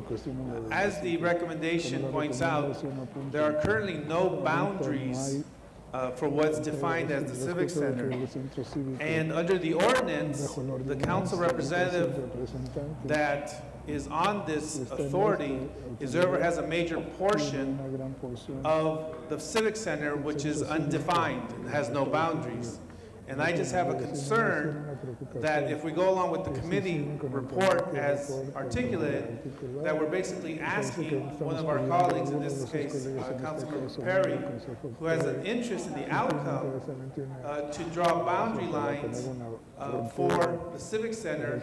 And I just think that puts everyone in an awkward position. I think if we're going to come up with boundaries, it should not be done by council members who are looking at what the outcome is going to be when you look at the major portion being represented by one of us. So I would simply ask that we continue it so we can discuss that. I also wanted to discuss and review that. Well, let me give you an example of that. Prior to 1990 and in 1940, especially, there wasn't an MTA building, and there are some people who would consider the MTA building part of the Civic Center. There wasn't a Metropolitan Water District building. There are some people who would consider that part of the Civic Center. There are some people who would even consider the Department of Water and Power building part of the Civic Center, and yet I've seen maps that put the Department of Water and Power building in Bunker Hill under the wayfinding system that we just went through. So this debate is an open question as to what the boundaries are for the Civic Center, and I just think it's awkward to ask a council member who has an interest in the outcome to be deciding the boundaries.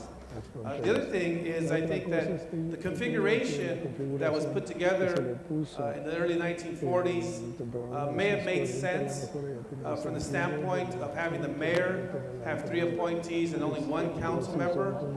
But I think one of the things that we've learned through charter reform and bringing people into the process is that we put together a redistricting commission to look at impacts because we're concerned about the neighborhoods.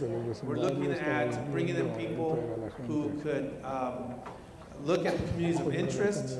And my concern is that we're making a decision of an authority based on 1940 standards that may not apply anymore. And then finally, I'm not sure if there's any timeliness or sensitivity to this in terms of continuing it. If there's a project or an issue that needs to be addressed immediately, I would like to know that. But as far as I can gather, we don't have anything time sensitive from the standpoint of continuing and working out some of these details and talking about some of these questions. So I would just simply ask that we continue it and look at some of these issues. So I'd like to make that motion. Ms. Perry. Mr. President, and I appreciate Mr. Pacheco's comments. A couple of things I'd like to highlight for my esteemed colleague to my right. You may not recall that the previous council person had reconvened the Civic Center Authority, and it had been up and running for several years, and towards the end of the previous council member's term, they stopped meeting. So it's been held in abeyance since then. Since I was elected last year, one of my first priorities was to immediately reconvene the Civic Center. As for the question regarding the boundaries, that is a subject that can be taken up immediately once the Civic Center Authority has been reconvened. I've worked very closely with the mayor's office and with Supervisor Molina's office to make sure that all interests were represented on the Civic Center Authority. The appointees are already in the committee process, and 30 days is far too long to wait for this. I'd like to ask Mr. Deaton to come to the table, if I may, to brief the other council people on the authority under which the Civic Center Authority is convened and how it is currently defined. The ordinance provides for 8 members, 4 to be appointed by the city, 4 by the county, 3 of the members represented would be appointed by the mayor, subject to confirmation by the council. The 4th member would represent the city, would be the council person from that council district in which the major portion of the Civic Center is located. Puts forth the powers and duties is to put together a study of the Civic Center project, which would require those things necessary to coordinate both the county and the city efforts in developing the Civic Center. I believe there was at the time, a working concept of what the Civic Center was, but the ordinance itself doesn't specify the boundaries, but the council action today, item number 4, does talk about the boundaries with we return, proposed boundaries would be returned to council for its consideration. All right.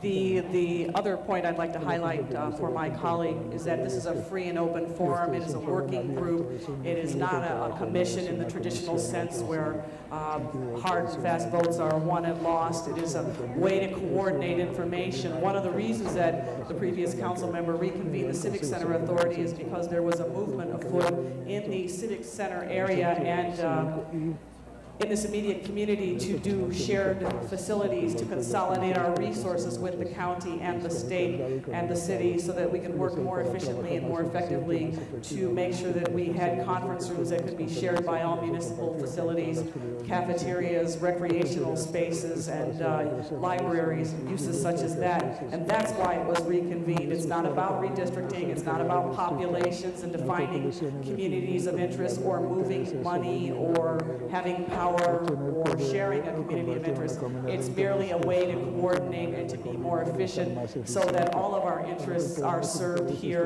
in an efficient and effective and in an open communication in our government center. Mr. Deaton, is there anything that you can tell us about the status of the appointees at this time and where they're at in the process? My understanding was that the mayor's office had some appointees that they worked on before and shortly. And my understanding is that the county is, the supervisor of the district, as you indicated, had been contacted and was contemplating her appointees. And so I think that there would be appointees in short order. One interesting thing is in the Caltrans development across the street, one of the things that we're trying to do is provide for the Department of Transportation, City Department of Transportation, to have office space in the same building with Caltrans, along those lines. That will be a major civic center project, the new Caltrans building, and many of you are aware of the work of the Grand Avenue Committee and what it's attempting to do by unifying all the cultural facilities. With all due respect to my colleague, I ask that we move this matter forward today. Mr. Ridley Thomas.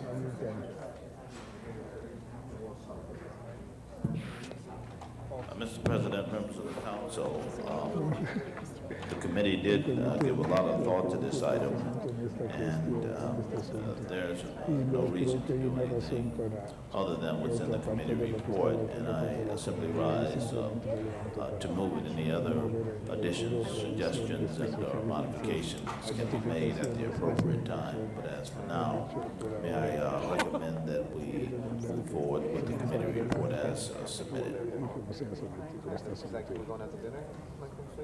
Ms. Galanter.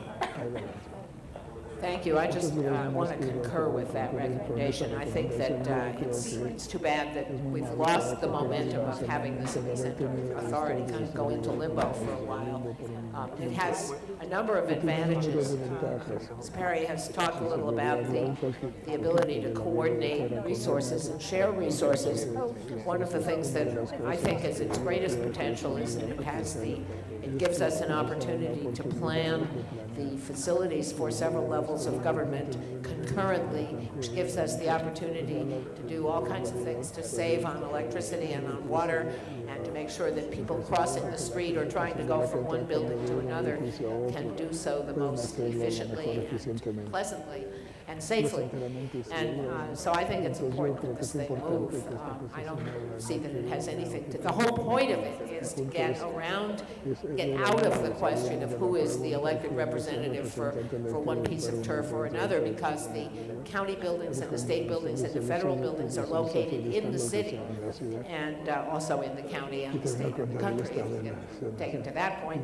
But somehow we've got to be able to make these things work together so that we aren't aren't duplicating facilities costing all of us who pay taxes to all those governments to pay more than we need to, and also so we can have a nice, pleasant environment. So I don't know why it went into limbo, but I'm glad to see it coming back, and I think we should get the show on the road. Mr. Holden. Mr. President, members, Ms. Galanter, I think that the fact that we do represent specific areas, we have more insight and a better understanding about what we need in those areas. And that's why most time we yield to you regarding the airport. Yeah, so when you say that it doesn't make a difference, it does make a difference. We just dealt with the controversial issues that dealt with Mr. Reyes in his district. You know, some deviation, we can't pick and choose the issues that we, the council person that we support or oppose regarding the issues that's going on in their districts. They know best. It's just very unfortunate with Ms. Perry. She was the chief of staff for Ms. Walters, and have first-hand knowledge about what's going on in the Central Business District. The mayor is in support of revitalizing this authority. Let's do it to delay, they say just delayed, just denied, whatever that case may be. But right here in this particular one, we have to show some consideration for the person who represents the district and trust that they have a better understanding than we do. Elsewhere, we're going to have to, if we start doing that over and over again, very little will get done around here. When a person stands up and says, this is the district I represent, this is the project I'm concerned about, be assured nobody's going to be listening. If we start not listening, then very little will get done. So I'm just going to say that Ms. Perry, how long do you work for Ms. Walters? Walters. Pardon? How long? 4 years and 6 months. Before that, you were in how many days? Before that, you were with Wu. And I tried to hire you, and it wouldn't come in, but it's okay. He does have good judgment. All right. It turns out that I would say that you've been around that area, you know a lot about it. I'm going to ask that Mr. Pacheco, if he can withdraw his motion. And if you would, and let's vote on this today. Would you like to have that, Mr. Dean? That would be fine. All right. Mr. Pacheco, you heard us. Thank you very much. Thank you, Mr. Holden. Ms. Misikowski. Thank you, Mr. President. I agree. I think the Civic Center Authority is an important thing. I don't know why it went into not having been convened for a while. We actually have a similar authority out in Van Nuys Municipal Complex where we have the state government, courthouse, et cetera, and it convene that in working on some issues. We're trying to share together on parking between the court and the state building. The Van Nuys Marvin Valley Constituent Services Center has helped promulgate a reconvening of that authority. The only question, and Ms. Perry, I'm not sure whether you would object. I assume that there were 4 members in the past because that's what we always had, 3 by the mayor and 1 the 9th Council District, which is the primary district representing the downtown Civic Center area. I was wondering if you would mind if instead of having the mayor appoint 3, have the mayor appoint 2, have the 9th Council District member, and have the president of the City Council appoint 1. So that would keep our 4 together. Problem is that we've already, the people have already been selected, requested, and are already in the pipeline. And are they, as far as you know, with the others who have been selected, that's the mayor's selectees, are they citizens, or is he appointing or looking at other people who? You mean residents of the city of Los Angeles? No, either residents or what is their overview, what is their focus on the Civic Center? I mean, their relationship, or the nexus, that each individual has a nexus or a connection to the Civic Center, is my understanding. And I think in 2 of the cases, 2 of the people had participated in the prior Civic Center authority and are well-versed. And in one particular instance, one of the individuals was actually 2 of them, they both worked on the shared facilities enhancement plan and were the real movers and shakers in that.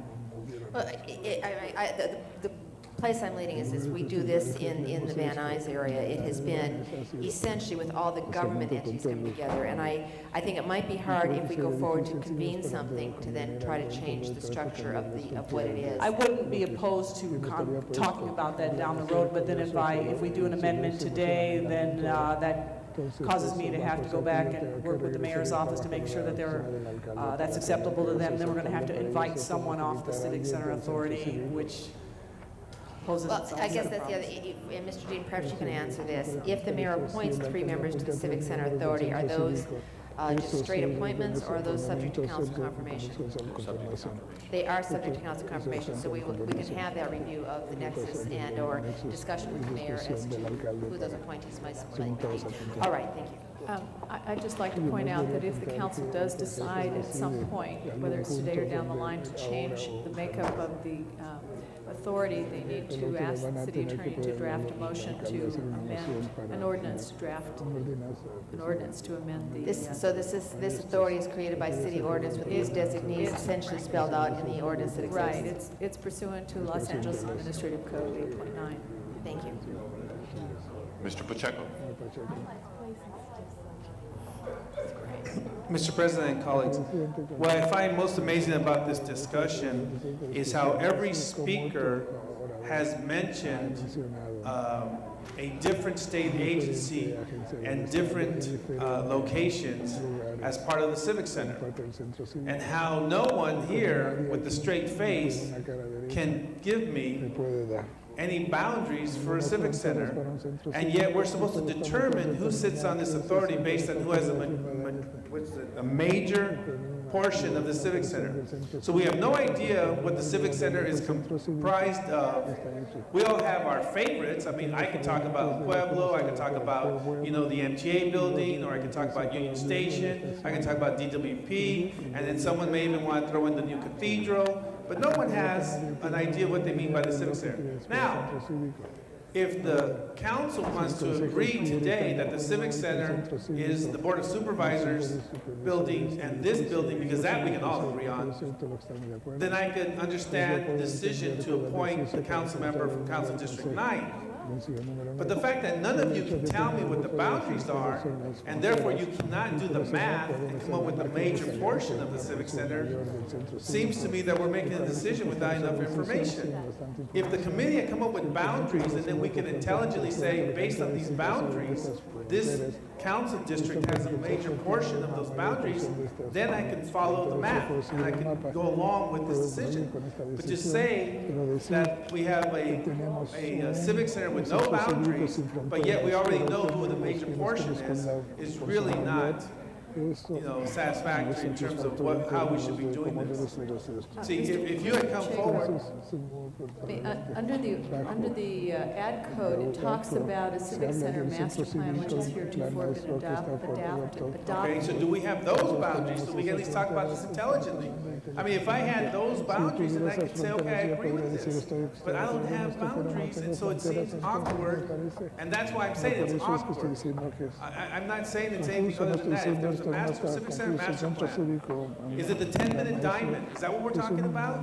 Is it, you know, what is this, these boundaries?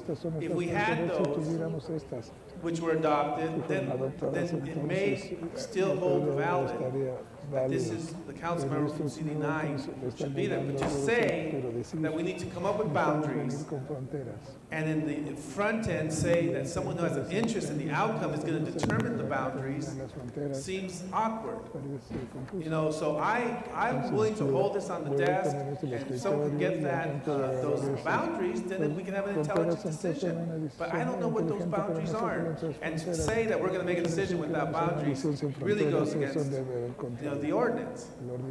You know, how is it that a major portion of the civic center is located if we don't have the boundaries? So if someone can, at least as a point of information or a point of order, get us the proper tools to make this decision, I'd appreciate it. Otherwise, I just can't vote for this today.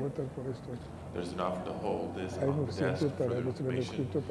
We have 4 speakers waiting to be recognized. Ms. Perry. Mr. President, I think I can answer Mr. Pacheco's question, and I'm glad you brought up the 10-minute diamond, because that is also something on which I worked with Just quickly, there's other speakers ahead of you. I thought you were gonna quickly respond to him. Yeah, I'm about to tell you what the boundaries were for the 10-minute time limit. Do you want me to tell you what the boundaries are? I'm sorry.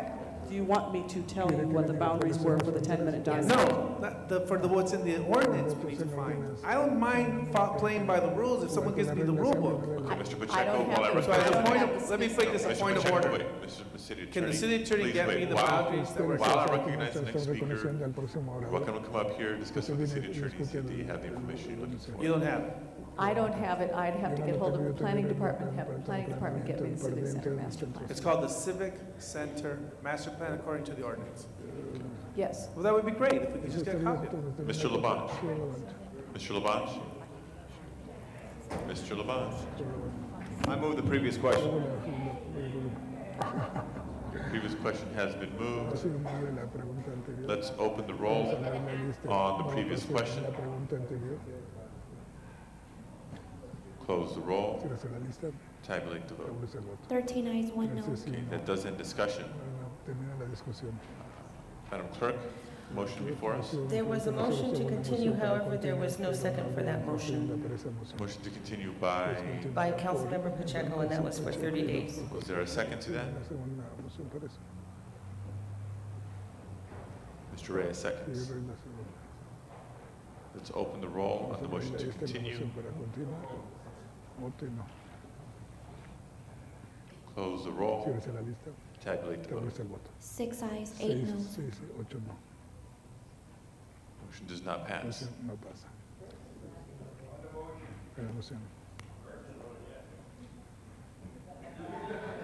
Let's please mark Mr. Burnson out.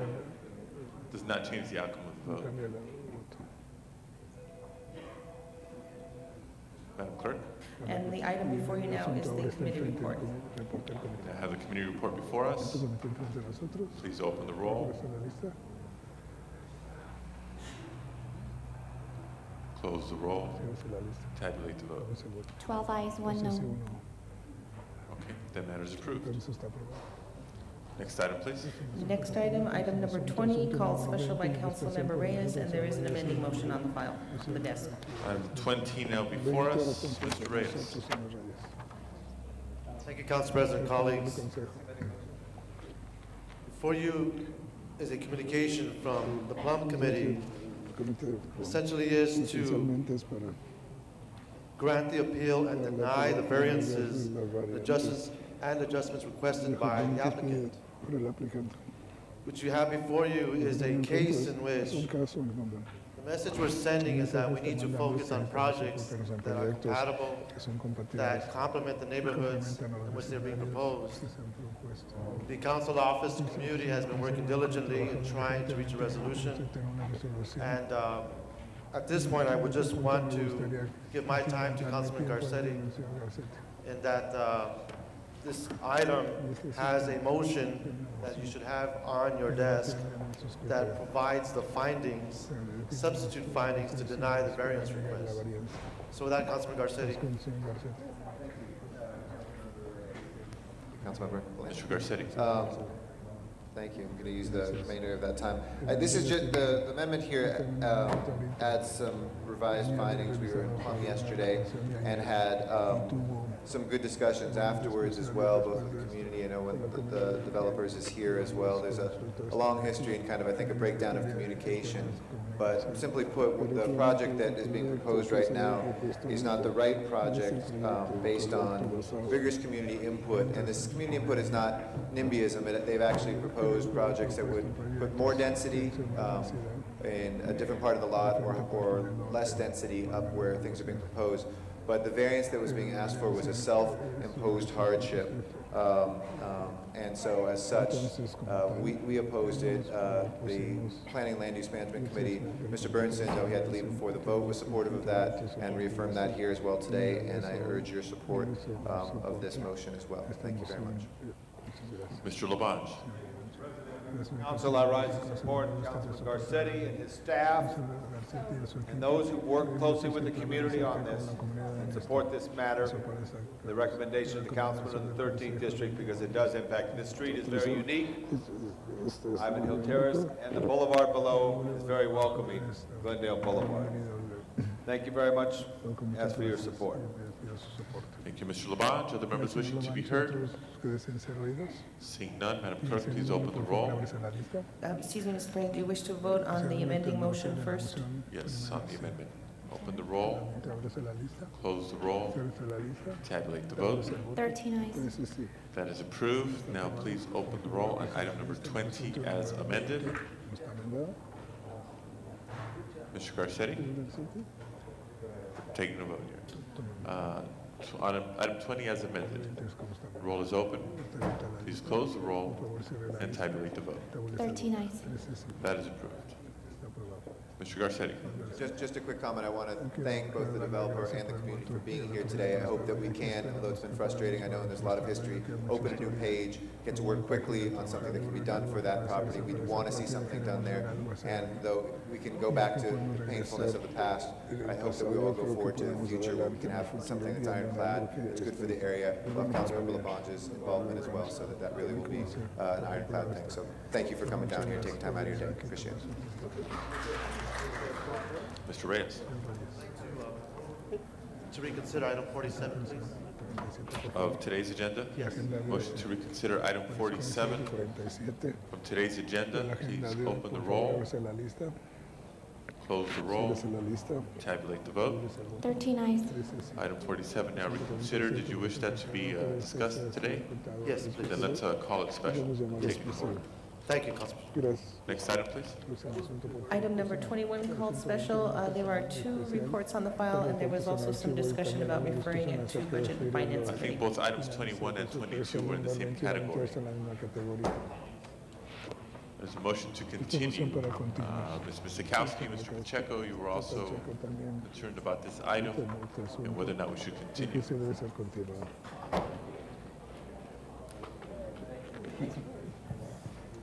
Mr. President, we're not going to send it to committee. I've spoken with some of our colleagues. We just simply want to continue it for the next council meeting, and during that time period, we will review this.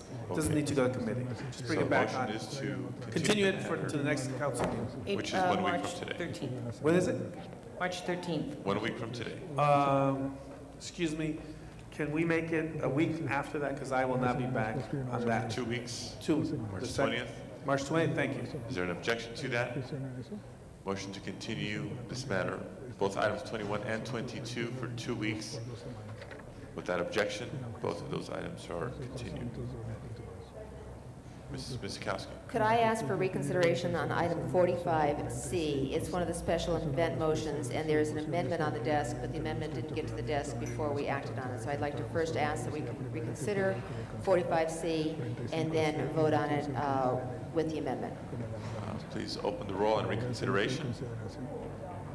Close the roll. Tabulate the vote. 13 ayes. 45C now back before us. We'll accept the amendment as a friendly one. Please open the roll on item 45C as amended. Close the roll. Tabulate the vote. 13 ayes. 45C as amended is approved. Next item, please. Item number 43 called special inasmuch as there are cards from the public. Item 43 now before us, colleagues. The council calls forward Mr. Todd Elliott. Good morning, Mr. President and members of the City Council, and especially to the Honorable Jan Perry, Councilwoman for the 9th District. Thank you for the opportunity to address this matter. My name is Todd Elliott. I'm a resident, actually, of the City of West Hollywood, and I come before you today to support this application for a hardship to install an artistic supergraphic at 838 South Grand Avenue. The project that is before you started a few years ago when a well-known and talented mural artist of Los Angeles named Mark Vinaglia went on a walking tour of Los Angeles and saw a monument of Biddy Mason on Spring Street just south of 3rd. Biddy became his inspiration, and for Mark he decided he wanted to create a piece, an art piece that was bigger than life. For those of you who don't know Biddy Mason, she was herself bigger than life. She is very much a symbol of Los Angeles. Biddy was a slave who won her freedom in the late 1800s while living in Los Angeles. But she was more. She was a mother, a grandmother, a midwife, a property owner, and an amazing African-American woman. Biddy Mason is a symbol of diversity, of progressive thinking, of opportunity and perseverance. She is very much the fabric of the city of Los Angeles. Our goal, and that of Mark Vinalia, the artist in creating this piece, is to use art to create and promote the history and culture of the city of Los Angeles and to educate children and adults about diversity. We believe the location that we've selected in the 9th District is an opportunity, above all, to create and further those goals. Accordingly, I am respectfully requesting the unanimous support of this application and thank the Council for the opportunity to address you. Thank you very much. This concludes public comment on item 43. Members wishing to be heard, Mr. Weiss. Thank you, Mr. President. If Mr. Lara, is he here? Mr. Lara could come forward. I have, and Ms. Perry, my questions are procedural and not substantive, which is to say that to the naked eye, this appears to be a mural. True or false, are murals part of the ICO or not? Mr. Lara? Dave Lara with Building and Safety. Basically, murals, they are already listed in the code as such, they're defined, and it's a completely different process that primarily involves cultural affairs for approval. So, if you want a mural, you don't need an exemption from the ICO. That's generally true, correct? Off the top of my head, general knowledge, I would say yes, but that may be something we may need to confer to the city attorney for that. I see the city attorney with a microphone and a phone. On the ICO, I believe the ordinance, all the ordinance says is that the city council needs to make findings. So the council member makes finding, it's fairly general. Okay, so you could do it by way of an exemption from the ICO, but my question is this the proper process to be following for a mural, and does approval of this, are we approving this particular sign, or is the approval pertain to the property, and therefore that property could have a super graphic of a different sort? Just this particular sign. This hardship exemption is for the sign. And it's specific to the square footage. Okay, again, and I don't have any concern about the sign, about the mural per se. I have a concern about doing anything that would set a precedent that might come back to haunt us in the area of this ICO and in the area of approving super graphics, because the way it's come forward and what confuses me, Ms. Perry, and I yield to you, I'd love to have an explanation, why are we here discussing this in the context of a super graphic rather than a mural? And I yield to Ms. Perry, I'd love to. I think the reason is when the artist went forward and met with Building and Safety, because the fact that this artwork or this mural is on a piece of canvas or treated canvas, I guess that's what you call the material, they were advised by Building and Safety that it should be defined as such, but I'm more than willing to amend or correct the underlying motion that brought this forward and restate it as a mural. And if I could yield the rest of my time to the speaker who is here on this item.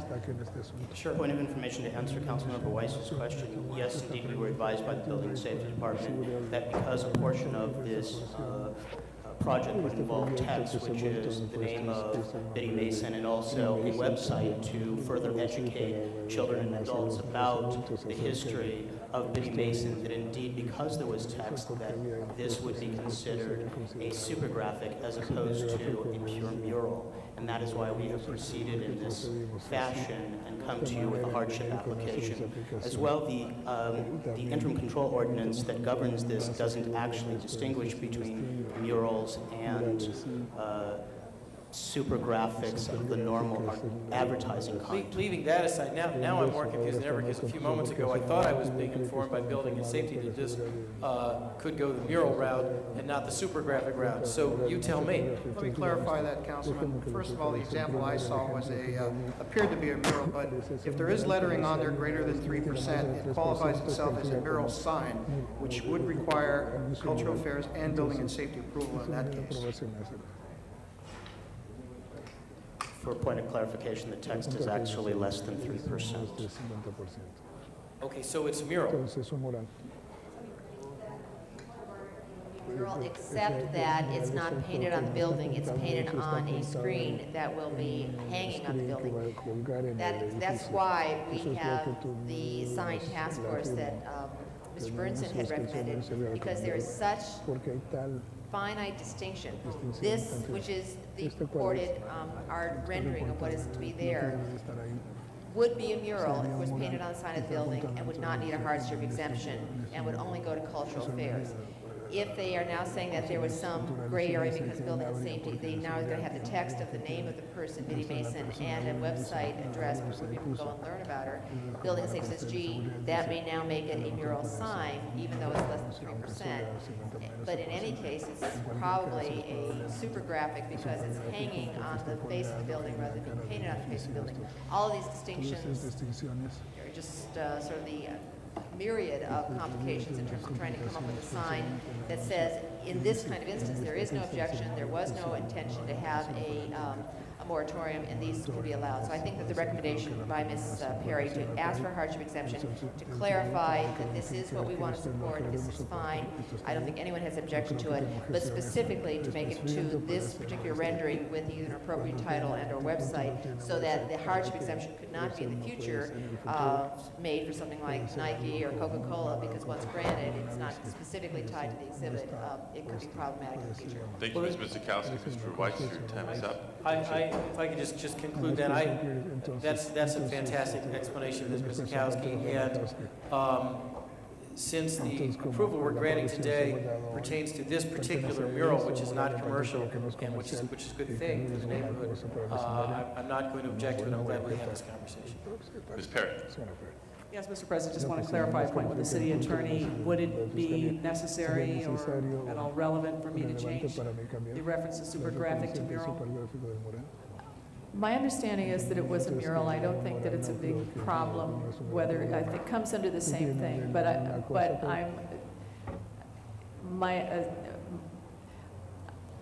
and you are adding the findings that it's a benefit to the community, and that's why you're approving. Yes. So, my understanding from what I was told was that it was a mural, but Building and Safety would be the ones to clarify it. And I think they both come under the same ordinance, so it's not really a problem. Thank you. Ms. Mizikowski. Motion passes. Mr. Pacheco. I would just like to make sure that I believe our colleague, Ms. Perry, amended the motion to add some restrictions. So with those amendments, I think it's great. Ms. Perry, anything else? Actually, I'd like to withdraw my motion. We'll just go with it as it is. Yes, second withdrawal for the day, yes. Okay. Madam Clerk, we have now the committee report before us. It's actually the committee waived it, so it's recommendations to approve the application and also the findings that Ms. Councilmember Perry made, that it's the benefit to the community. Then please open the roll, close the roll, tabulate the vote. 12 ayes. That is approved. Next item, please. Item number 47 was reconsidered, and that was called special by Councilmember Reyes. Mr. Reyes. Thank you, Council President. I rise to amend this motion so I can get a report back in 30 days from the Planning Department. Colleagues, let me just elaborate on a few points. Back in 1995, we went through a development reform process. In that process, we isolated several key issues that dealt with how we stimulate our economy, how we move in the development process. We looked at the entitlement process itself, the administrative procedures, including construction permitting, fees, and exactions. Well, in my review of what was implemented, what's been put into place, my understanding that we only went halfway. And so what I'm trying to do here, colleagues, is one, keep into context that we've been pushing on this housing. We've been pushing on issues that are supposed to bring in investment into our city. And yet we're not sure how it is that it's happening, how we're unfolding these procedures, how effective have we been. So this is an opportunity for us to address these issues, to bring into play how we can become more efficient in dealing with these procedures. Just as important now, given that we have neighborhood councils, we can start setting aside access points, phases in which the community folks will be able to participate through the neighborhood councils without thwarting or in any way slowing down our ability to invest in our communities. We have this tremendous challenge of building all this housing. We have limited funds, but we do not have a streamlined procedure on how to address this issue of how we invest. And I'm not saying that we'll be investing in developing projects where it doesn't fit. It has to be compatible. I look to your stewardship establishing that point of view, but also to be able to establish a process that's going to make us comfortable. What I'll be doing, and I'll be inviting my colleagues, if I would like to hold our Planning and Land Use Management Committee, PLUM Committee, in your district. I'd like to invite you to review your district and talk about what it is that you see happening in your area. Where do you see affordable housing? Where do you see transit-oriented districts? Where do you see parks complementing schools?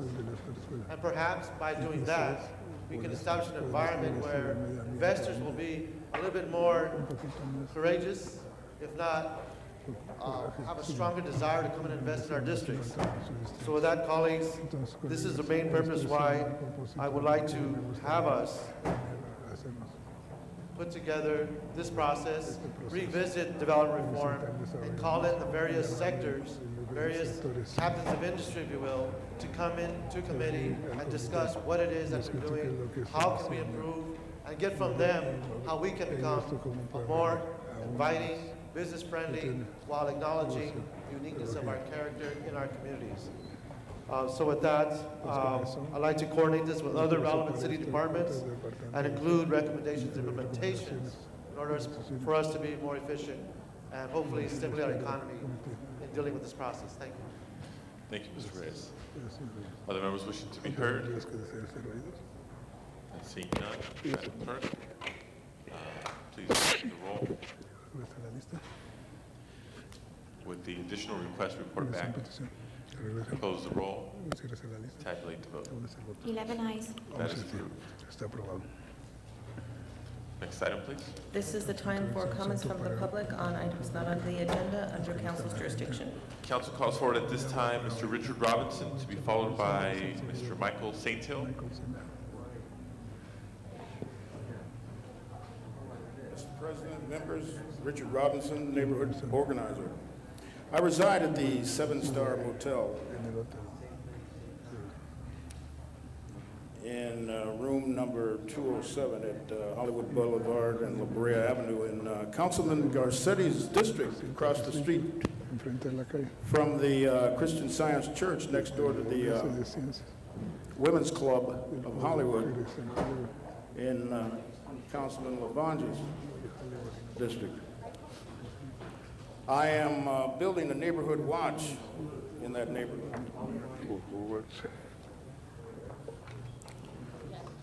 Sir, the Taiwanese couple, Mr. and Mrs. Yu, the Taiwanese couple who own that motel there, they're being victimized by dope pushers and pimps. Because vacating the one-block street siding the motel, Yucca Street, will eliminate the traffic and drugs and young girls who are being brought up on Sunset Boulevard because of the increase in tourism.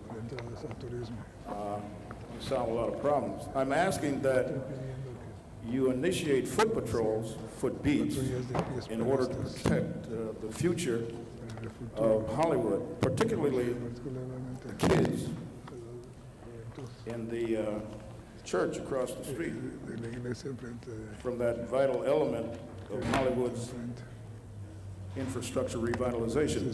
Mr. and Mrs. Yu cannot protect their livelihood without your leadership in the community-based policing process. Thank you. Thank you. Mr. Saintville.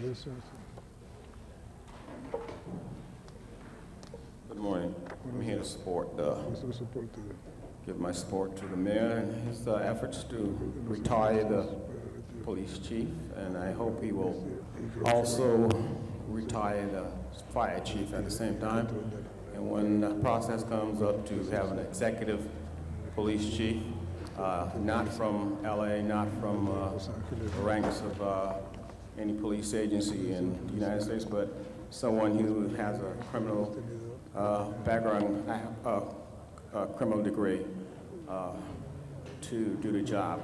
Also, maybe you can hire a woman or a black woman or a white woman, doesn't matter, for one of the positions. I also have to say, several weeks ago, I was threatened by 3 police officers from the helicopter division, and I'm asking the council to ask again, or illustrious police chief, Mr. Parks, Sir Parks, to act as warlords from the helicopter division to drop my name from their list. I am a law-abiding citizen all my life, and I have no intention of breaking the law. I am waiting for someone to break it on me first, defend myself. And I mind my business, and I do the right thing, and I'm civic-minded, and I have a long contact with the public and doing the right things. Thanks a lot. Thank you very much. This concludes public comment for today's meeting. Madam Clerk, next item, please. Do you wish to clear the desk before going into closed session? Let's do Council. Council has motions for posting and referral. Motions are posted and referred. That clears the desk. Okay, in conformance with California law, the council will now adjourn into closed session. I ask the guards to please clear the chambers.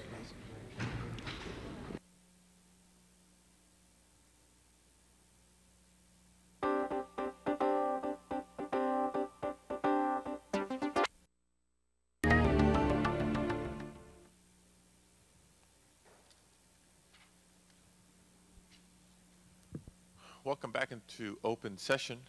Madam Clerk, item before us, please. Item 50B is settlement in the case of John A. Francois versus City of Los Angeles, and that's in the amount of $4.3 million. Please open the roll. Close the roll. Tabulate the vote. 9 ayes, 1 no. That is approved. Forthwith, please. Next item. 50C in settlement of the case of Gabriel Aguirre versus City of Los Angeles, and that's in the amount of $590,000. Please open the roll. Close the roll. Tabulate the vote. 10 ayes. That is approved. Forthwith as well. Next item. That clears the desk, Mr. President. Are there any announcements? No announcements. Please stand for adjourning motions.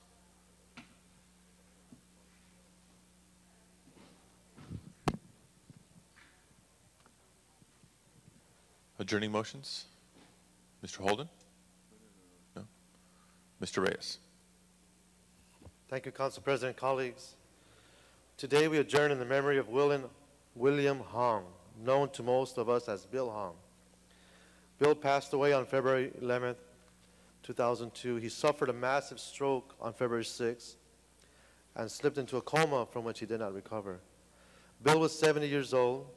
Bill immigrated from China to the United States in 1949 and opened Hong Kong Lo Restaurant in New Chinatown Plaza in 1956.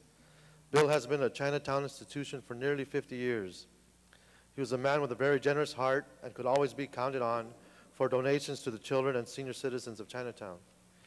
He gave of himself to the community and the city of Los Angeles through his many volunteer activities. He has served as an officer for the Chinese Chamber of Commerce, Chinatown Merchants Association, Bing Kong Tong.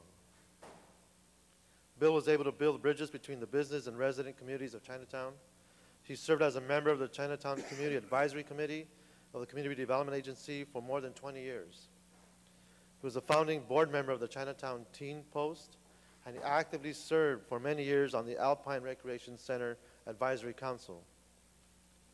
Bill will be missed by all of us. Bill is survived by his wife, Sue Chin Sing, his children, Mamie, Jenny, Bonnie, and Warren, and his 3 grandchildren, Evan, Kayla, and Kurt. Thank you. Any others? Colleagues, I have 2 requests today. The first is that we adjourn in memory of Malik Hussein, sister of Shukat Ali Hussein, a successful business owner, an active San Fernando Valley resident in the Pakistani community. Malik was 56, passed away suddenly a couple of weeks ago due to a heart attack. She lived in Pakistan.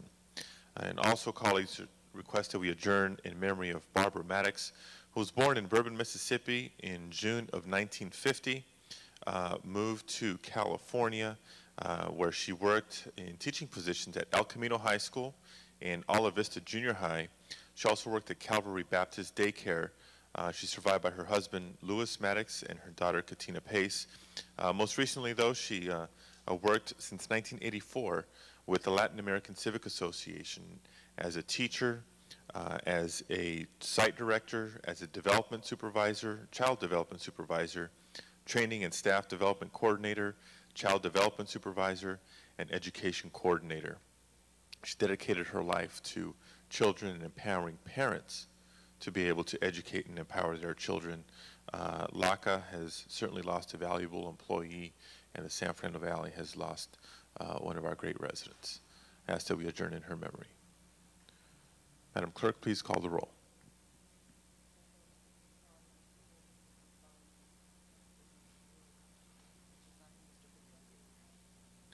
Thank you very much. This meeting is adjourned.